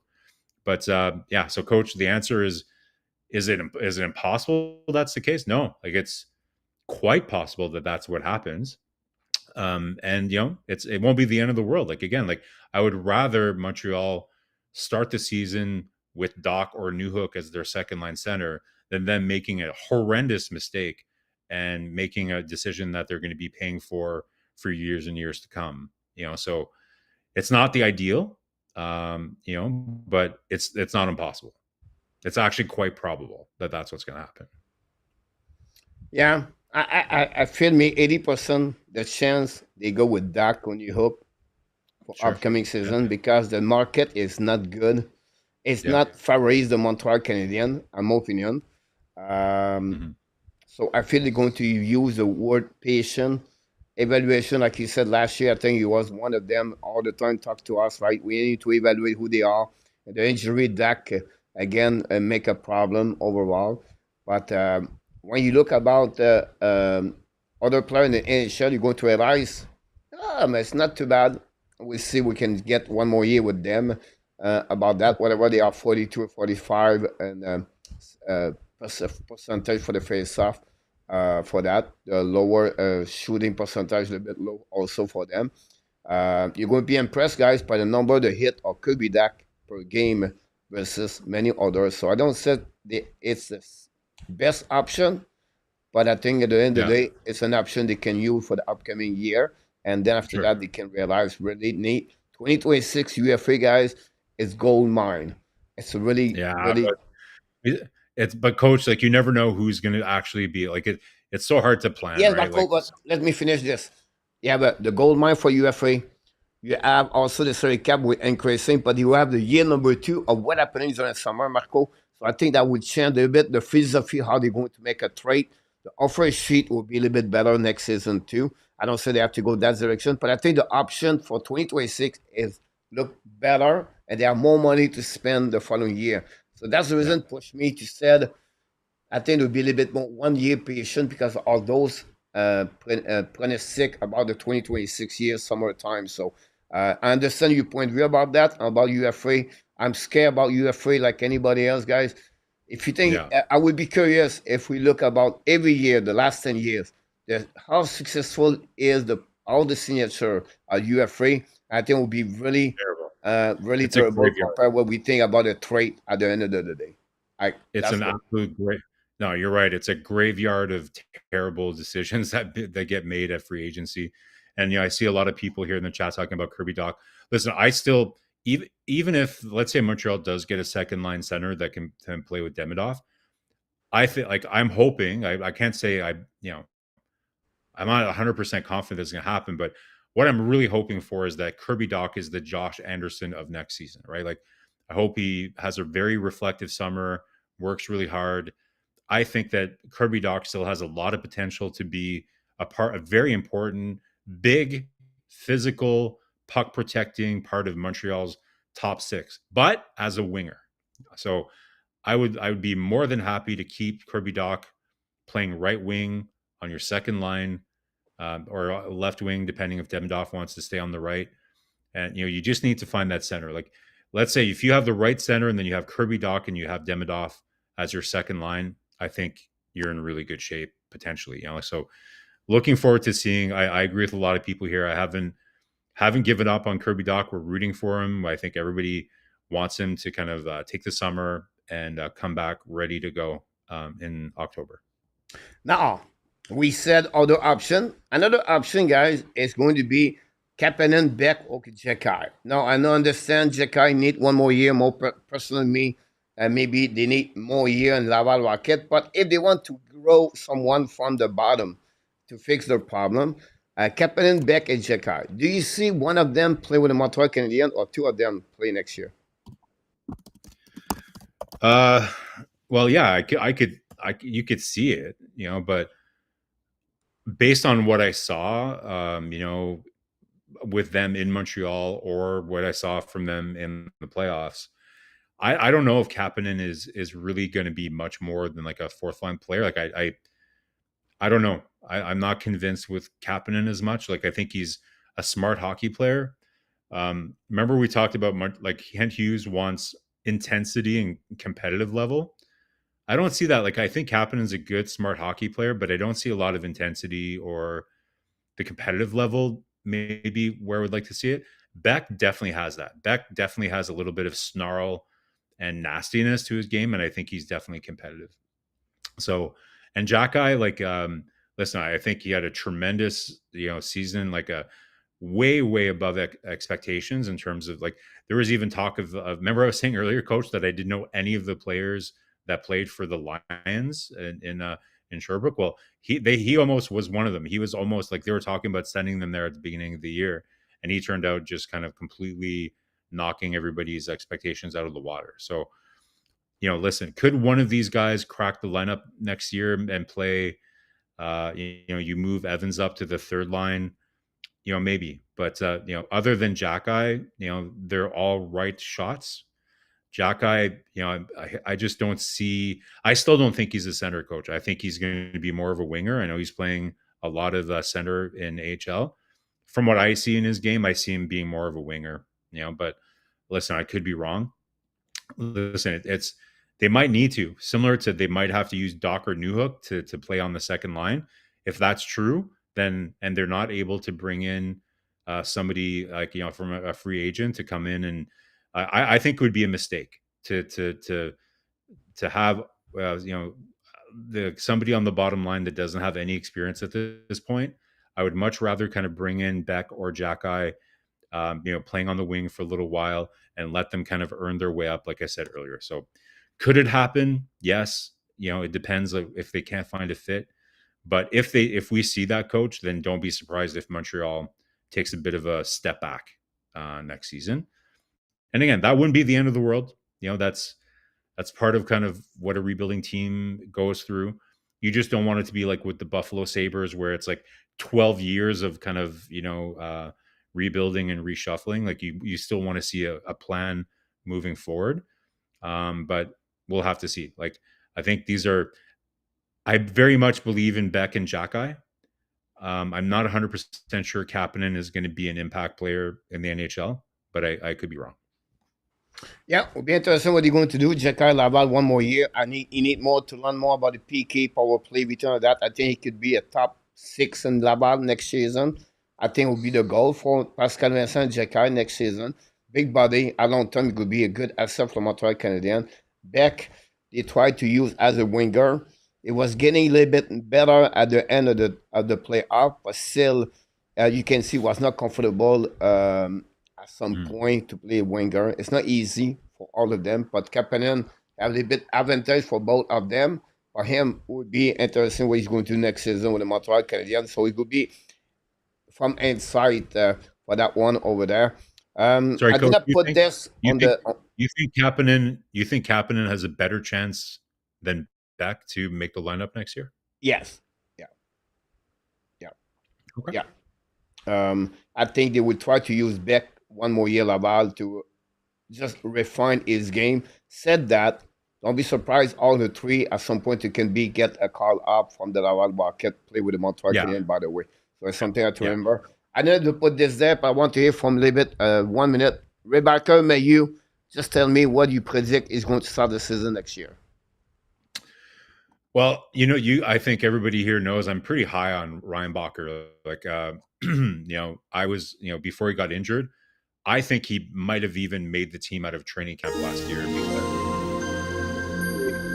Thanks so much. Rick, welcome in the house. Rick? And the family. Welcome. Excited to have you, Rick. I wouldn't have been surprised because I think Ryan Bacher in training camp, even though people didn't think he was flashy, like I've said many times here before, coaches like players that are a sure thing and that they know what they're getting when he goes on the ice. And that's what Ryan Bacher is. Sure, are his gaps still a little bit iffy here and there? And, would we like to see him get a little bit more experience in Laval? Absolutely. But he might force his way onto the team, coach, by playing. It's like a chess game with him, right? He's going to go to the training camp. He's going to play within himself, and he's going to force, I think, their hand to have them start in Montreal, because he's going to play a good, safe game. Saint-Louis is going to, trust him on the ice, and he's going to be somebody that I think makes the lineup. Mayu, I think we all understand that he has all the tools that you want: skating, size, shot, grit, meanness. Like, he has it all, right? Other than, and I think this is pretty well known, his decision making, right? It's still not there. Still not there, in my opinion. Looking at how things played out, there are definitely kind of stretches in the second round and the beginning of the third round where, again, he was playing a little bit more contained. It's very similar to Jackeye, right? In the sense, like, his biggest enemy is himself in terms of being able to make the NHL. So how quickly can he really learn to play within himself, play within the system, and then eventually learn how to bring the good things that he does within the system so that the coach will trust him enough to put him out there. So listen, you never know. I'm hoping that Mayu, similar to Doc, I'm hoping Mayu takes the summer and really kind of, and with Mayu, I don't think it's like, I think he understands that he needs to do that. It's just, it takes some players maybe a bit longer to really kind of be able to execute that on the ice, or in some occasions they just aren't able to put it all together. So if I had to guess, if I had to bet again, I'll put my money on the safe money. Like, I think my headline at the beginning of the training camp last year was, the rabbit and the hare, like slow and steady wins the race. Like the turtle is going to win the race because he's just steady, and the rabbit, that whole thing. So for me, I would bet on Reinbacher because I think he's the safer bet. St. Louis will trust him. So if I had to bet, that would be Reinbacher that would start in Montreal.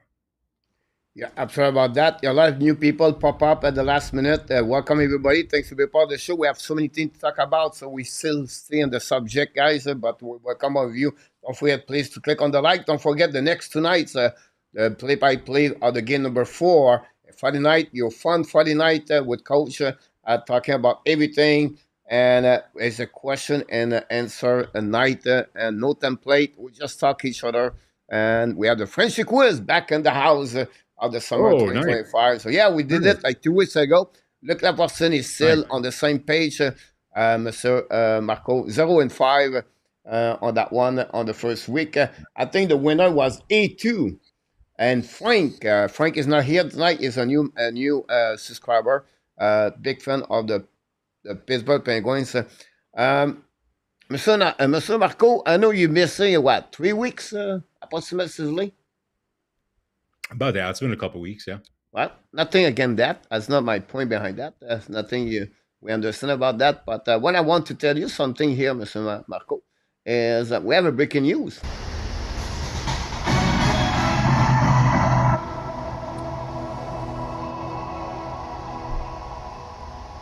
And now I have to maybe to go somewhere else to find the breaking news because now I'm not remember where I put this, Mr. Marco, about that one over there. For that one, but let me check where I put this news, and I forgot to maybe maybe it's right here, Master. Not right there. Maybe it's on that one too. Maybe big decision about that one. I cannot believe I cannot find that, Mr. Marco. I feel very terrible about that one over there. You did all the dramatic music, and then you're letting us hang in the balance here, Coach. But I'm going to go that. I'm going to delete that one. Sorry about that. Delete this one. We're going to go back on this one. Not the clash here, the big decision. But I'm going to bring you something here, Mr. Nata, because Marco, because we need to find this somehow, because it's happening yesterday. Okay. And it was surprise everyone, guys.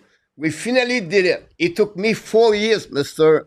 Marco, to get this. It took me 4 years to convince him. That's a lot, Marco. It takes a lot. In our top did everything.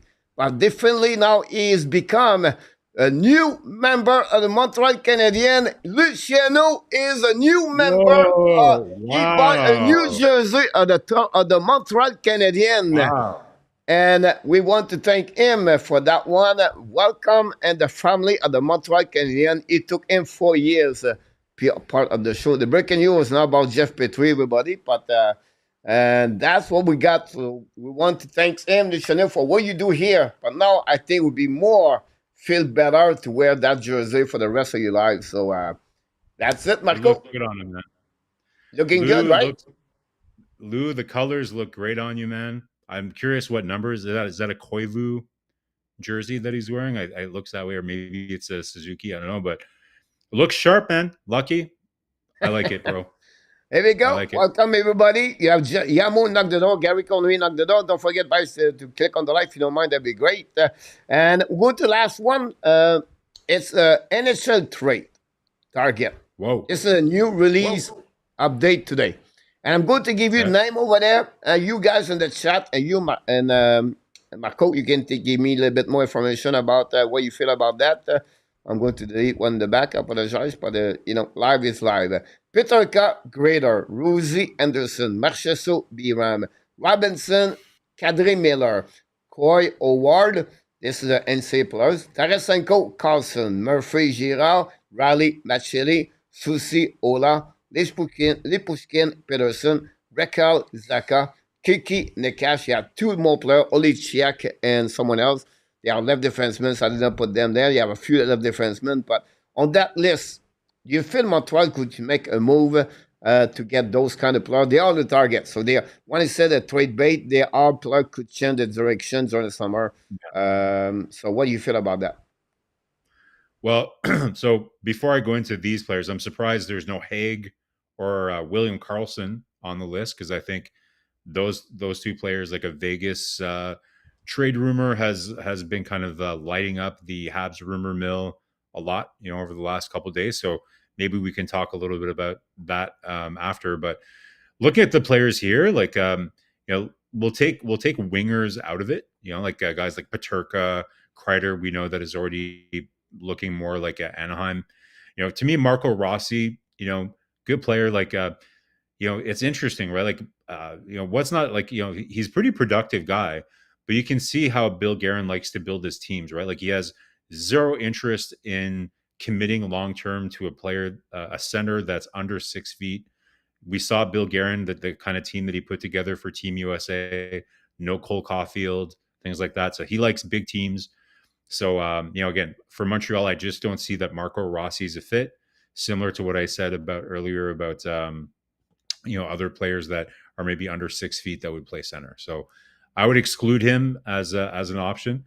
Anderson, though, for sure, like, I don't know if Randy is still around, but I think that would be a brilliant move and fit for Montreal long term. Like, I think he could easily be a good solution for at least 5 years. Like you might not like the last 2 years of a 7-year deal with Anderson, but I think he skates really well, really, really complete defenseman, can move the puck, is physical, good size, skates, good offensive instincts, responsible, like just a really good all around defenseman.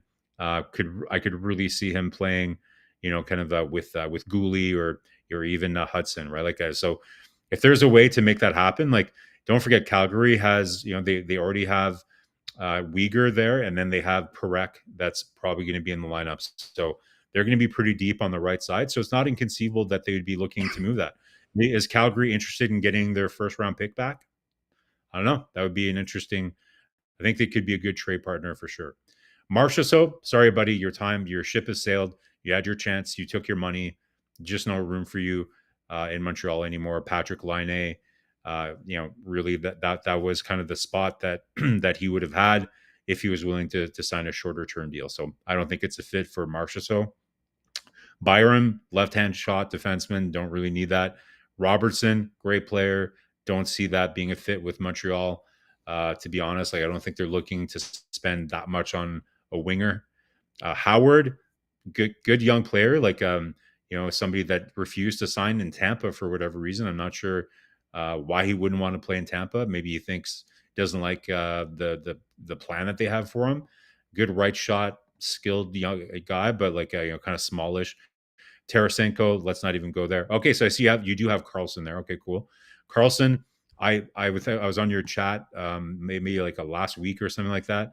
I brought this up even before the rumor started, Coach. Like I think because Vegas is in the mix for Marner as well, so and they're going to need to make room. So I think that's why you're seeing some rumors around Nicholas Hage, Nick Kypreos kind of released that Montreal's kind of in the hunt for Nicholas Hague. And if that's the case, great opportunity to see if you can talk about William Karlsson. I think that would be a great solution for them as a second line center.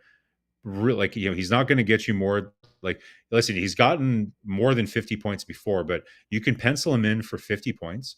But he plays a really good two-way game, left shooting center.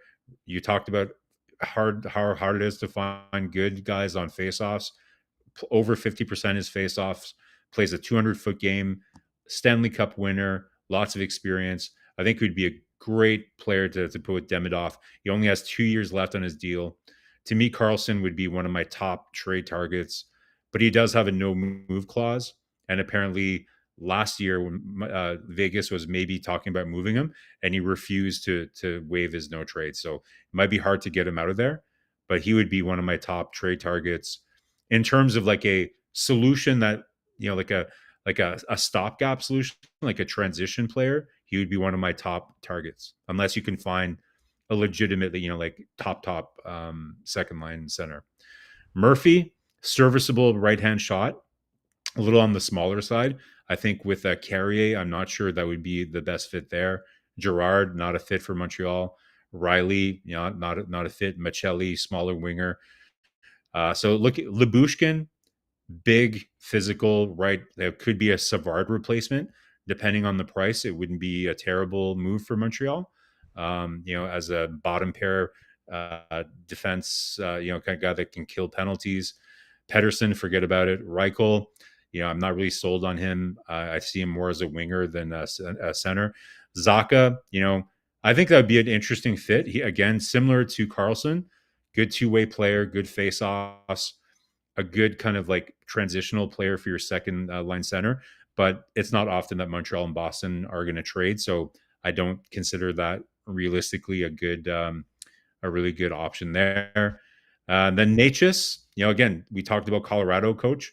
They might feel that they can't make a long-term extension work with him because it just makes it too hard for them to kind of build out the rest of their team. So we talked about Natchez. He was the flavor of the month, around this time last year when Carolina were shopping him around.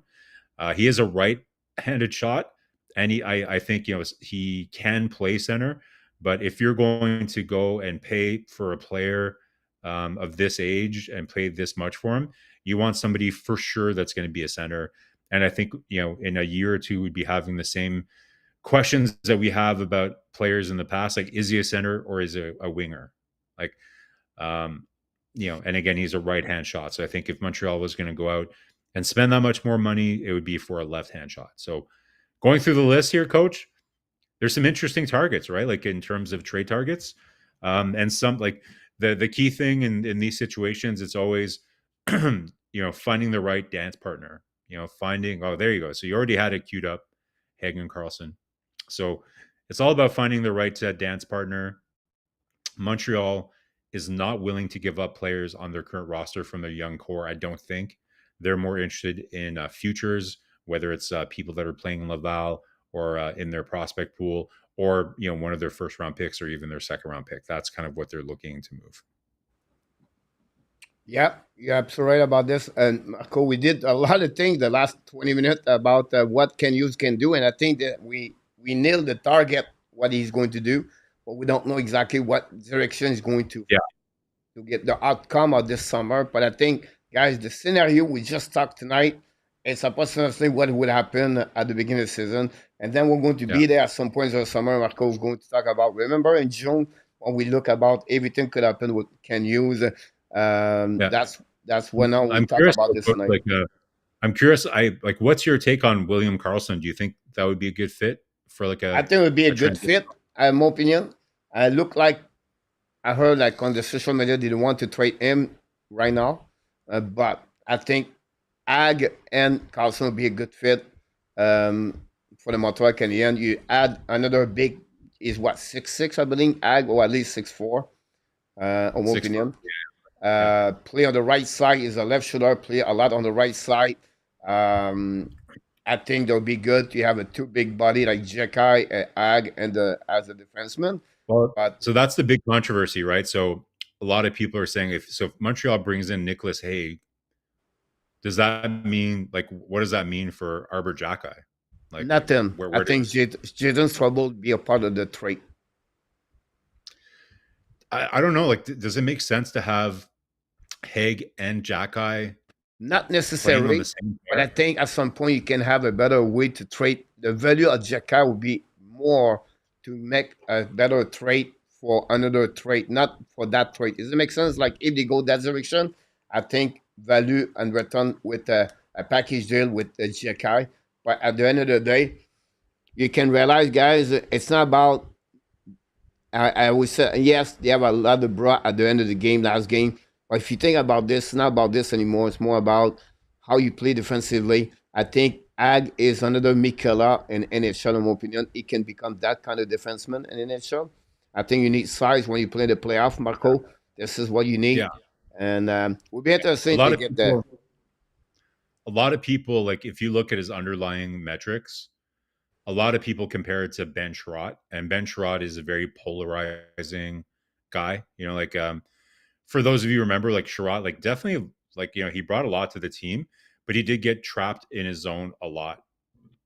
So with Nicholas Hague, like obviously he's a big presence, can clear the front of the net, has some nastiness to his game, can play physical, and is a good defender, but you would need to have him with somebody who can move the puck, right? So, or else you might end up getting stuck in your zone quite a bit, similar to like a Ben Sherratt.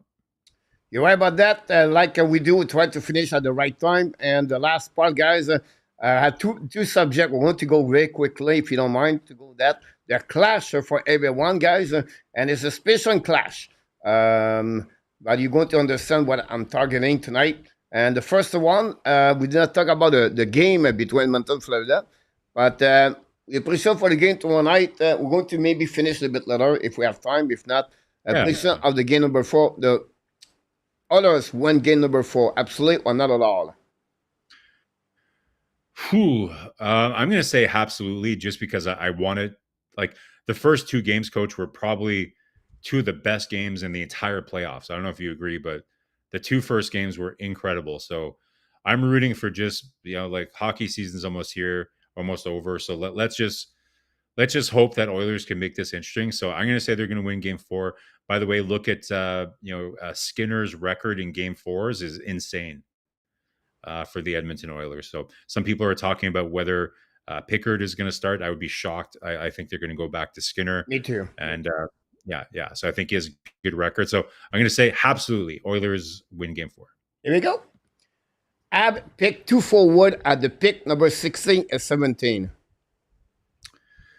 Ooh, man, that's hard. It really depends kind of who falls to them, right? So, and if they're picking both, right? But if they are picking both, based on the probability of what's going to be there, I'm going to say absolutely, because I think it's like Maturka and like other right hand defensemen. I don't think Hensler is going to be somebody that they go for.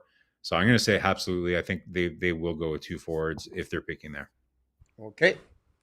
Montreal Canadiens select Hensler or Reed as the number 16 or 17. All right. It's like you knew what I was going to say, Coach. I don't think either of those guys, like to be honest, like I think it's been reported that they really like Maturka. So I think maybe they'll. I don't know if they think that. I think he said even that Montreal told him that they didn't think that he would be there, right? But I don't know. I don't know if those are the guys that I think they'll go for. I know they'd like a right hand shot and everything, but I think the compete level for both those guys, and that's kind of like the top thing that's Montreal's looking for right now. That's why I don't think Lankovic is somebody that they're going to go for. Like, to me, I kind of see him like a Liam Greentree, similar to last year. He's big guy, but doesn't really play very big either. And yeah, I think Fiddler's in that mix too for a right hand shot. So no, like I said, I think they're going to go 2 forwards if they do. Yeah, Hensler is a right shooter, 6'2", play with Michigan NC last season. North Dakota, I think. I can mess up the team right now. Reed is a Kitchener Ranger, 6 foot only. If he was a 6'2" guy, it would be a top 10, a top 15 at least. The guy can skate. The guy play at the way like Lane Hudson. Let's say is Lane Hudson, but the way he play is a prototype of Lane Hudson. But he's 6 foot only. He's a left shooter. A lot of experts predict Montreal looking for Cameron Reed, but I don't see that.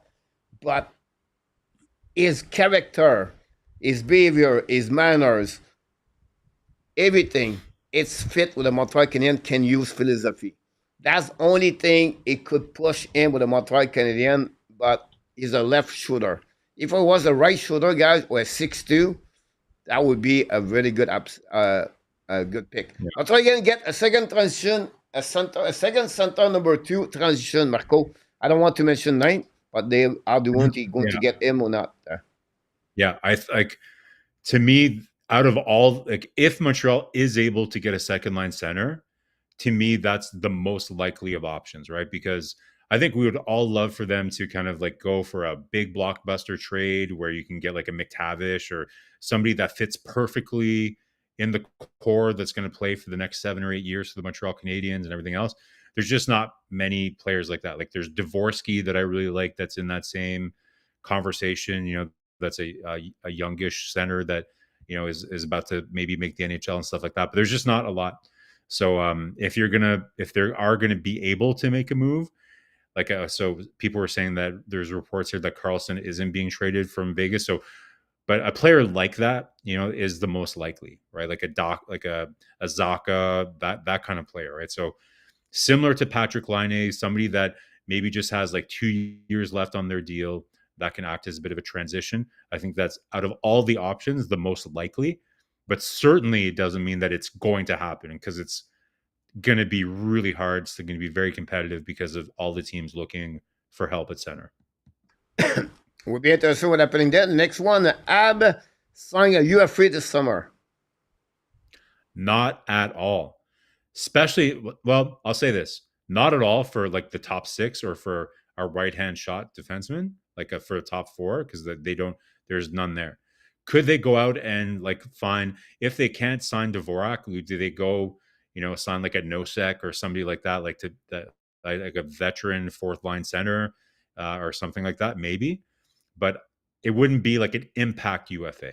It might be a depth player if they decide that they don't want to open, like just gift wrapped a position for one of their prospects to make the team, and they want to create a little internal competition by signing a veteran, maybe, but not at all for signing an impact UFA this summer for me.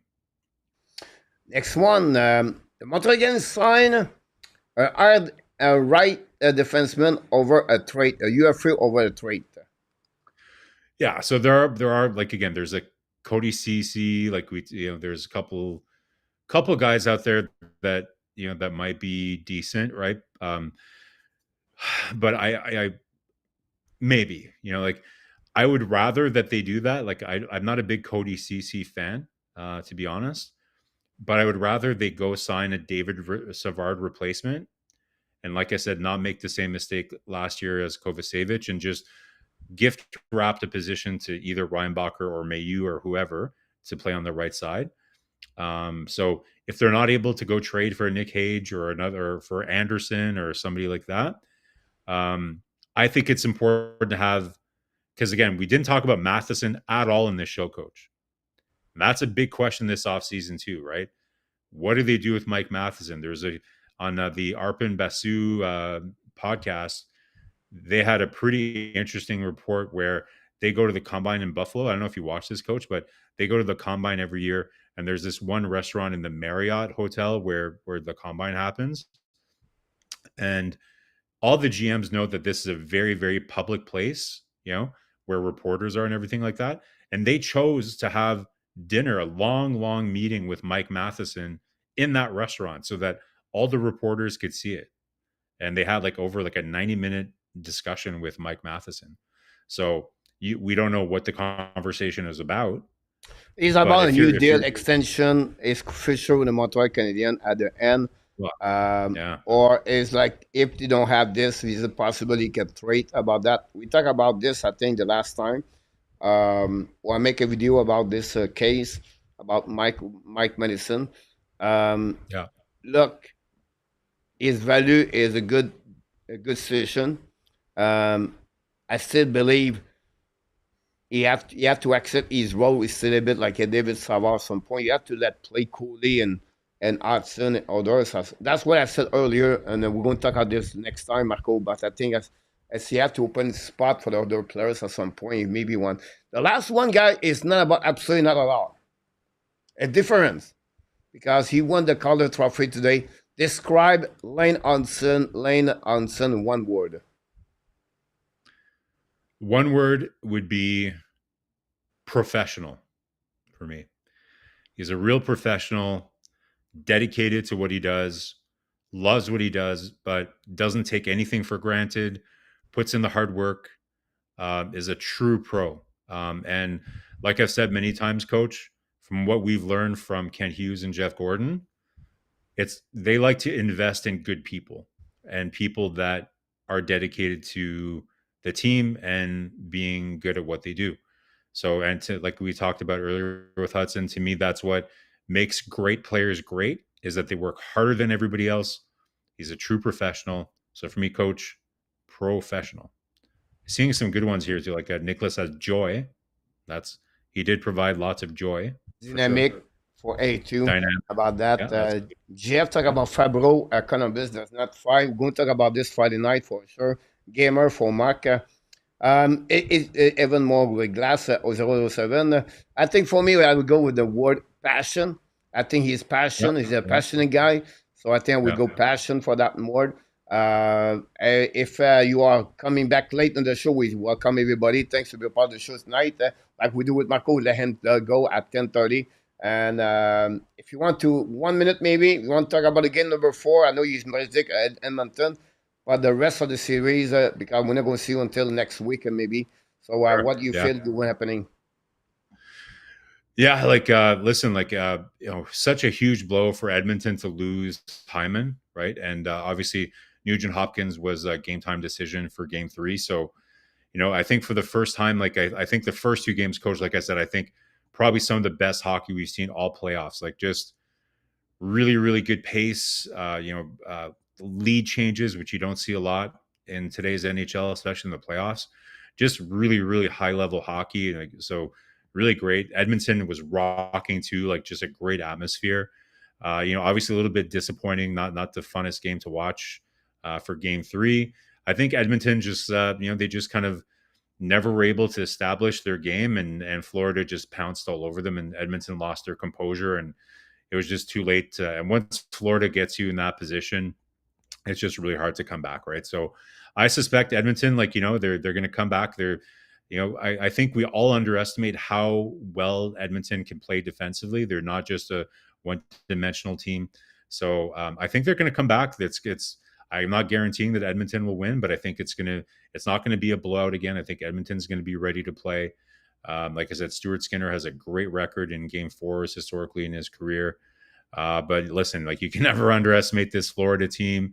They are just like a perfect hockey machine that Bill Zito has built there. So, all I'm hoping for, Coach, is a good long series, high level hockey, because these are great teams. We don't see rematches that often in the NHL back to back.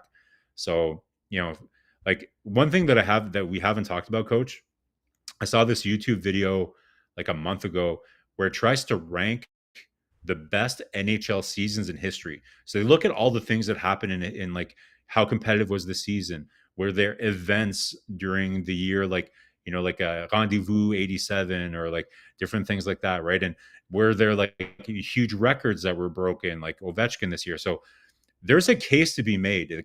If we get a really good Stanley Cup final this year, this would be an interesting thing to do during the summer. Rate the top 5 best seasons in the last, say, 30 years. And I would argue, and by the way, the number 1 ranked season in the last 40 years or whatever is one of our favorite seasons, Coach, 1993. 1993 was voted one of the best seasons in NHL history because of all the different things that happened. So I'm hoping we get a very good final because we had the Four Nations Cup, which was amazing. Like all of the sporting world was watching hockey during the Four Nations. Ovechkin breaks the record. Lots of interesting races.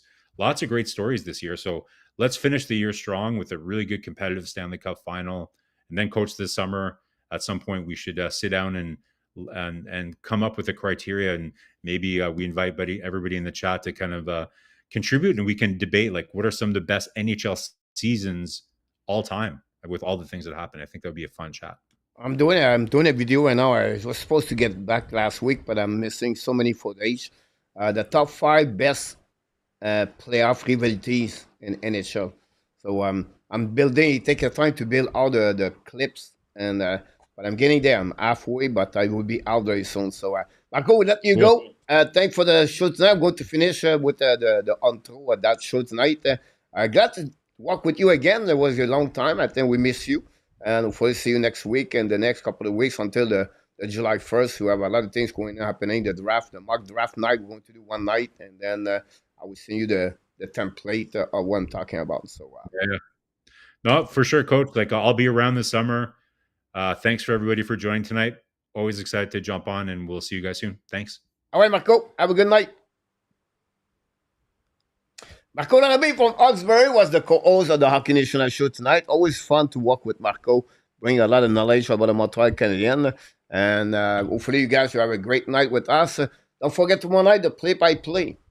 The game number 4. It's Friday night. This is your night.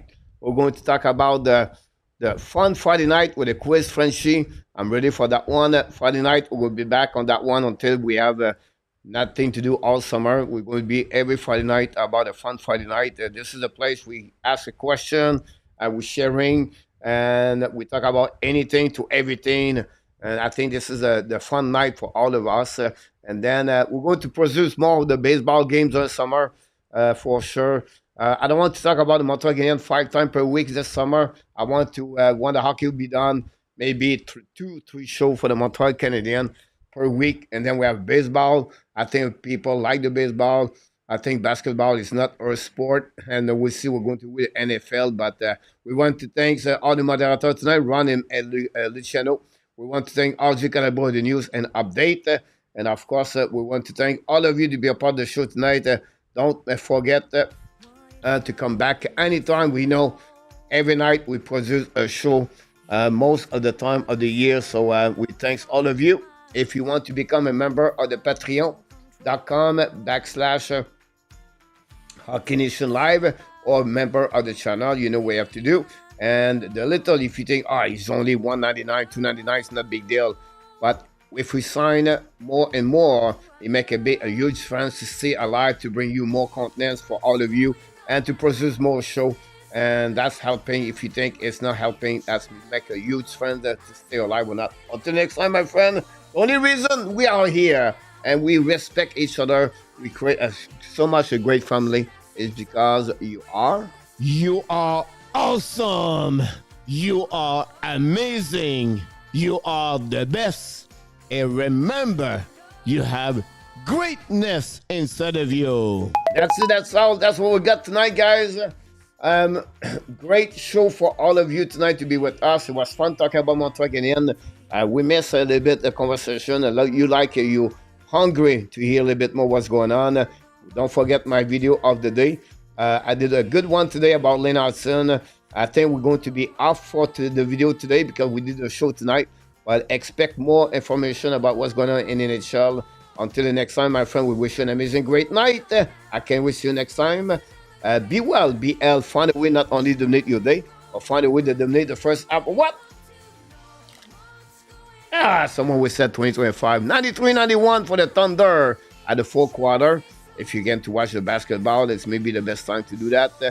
If you like basketball, it's not my sport. It's not my sport. But it is what it is. The Hockey Nation Live Show, the Habs Nation, and all the cheese and tell them. I want to tell you one more thing, sir. We love you, friends. Have a great night, everybody. I feel better today because I stayed home last night.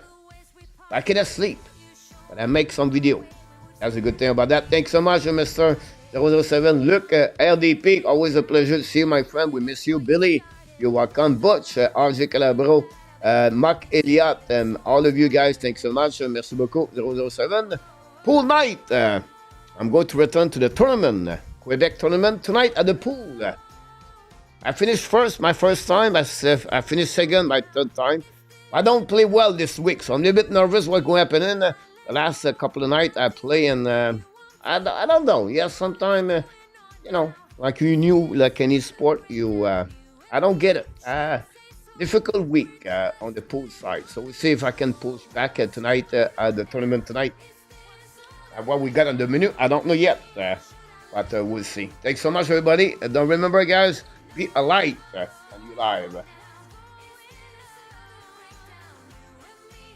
Thank you, merci, Luc. Merci beaucoup, mon Luc. Bonne soirée. Oh. is coming. Booyah! Good night, everybody.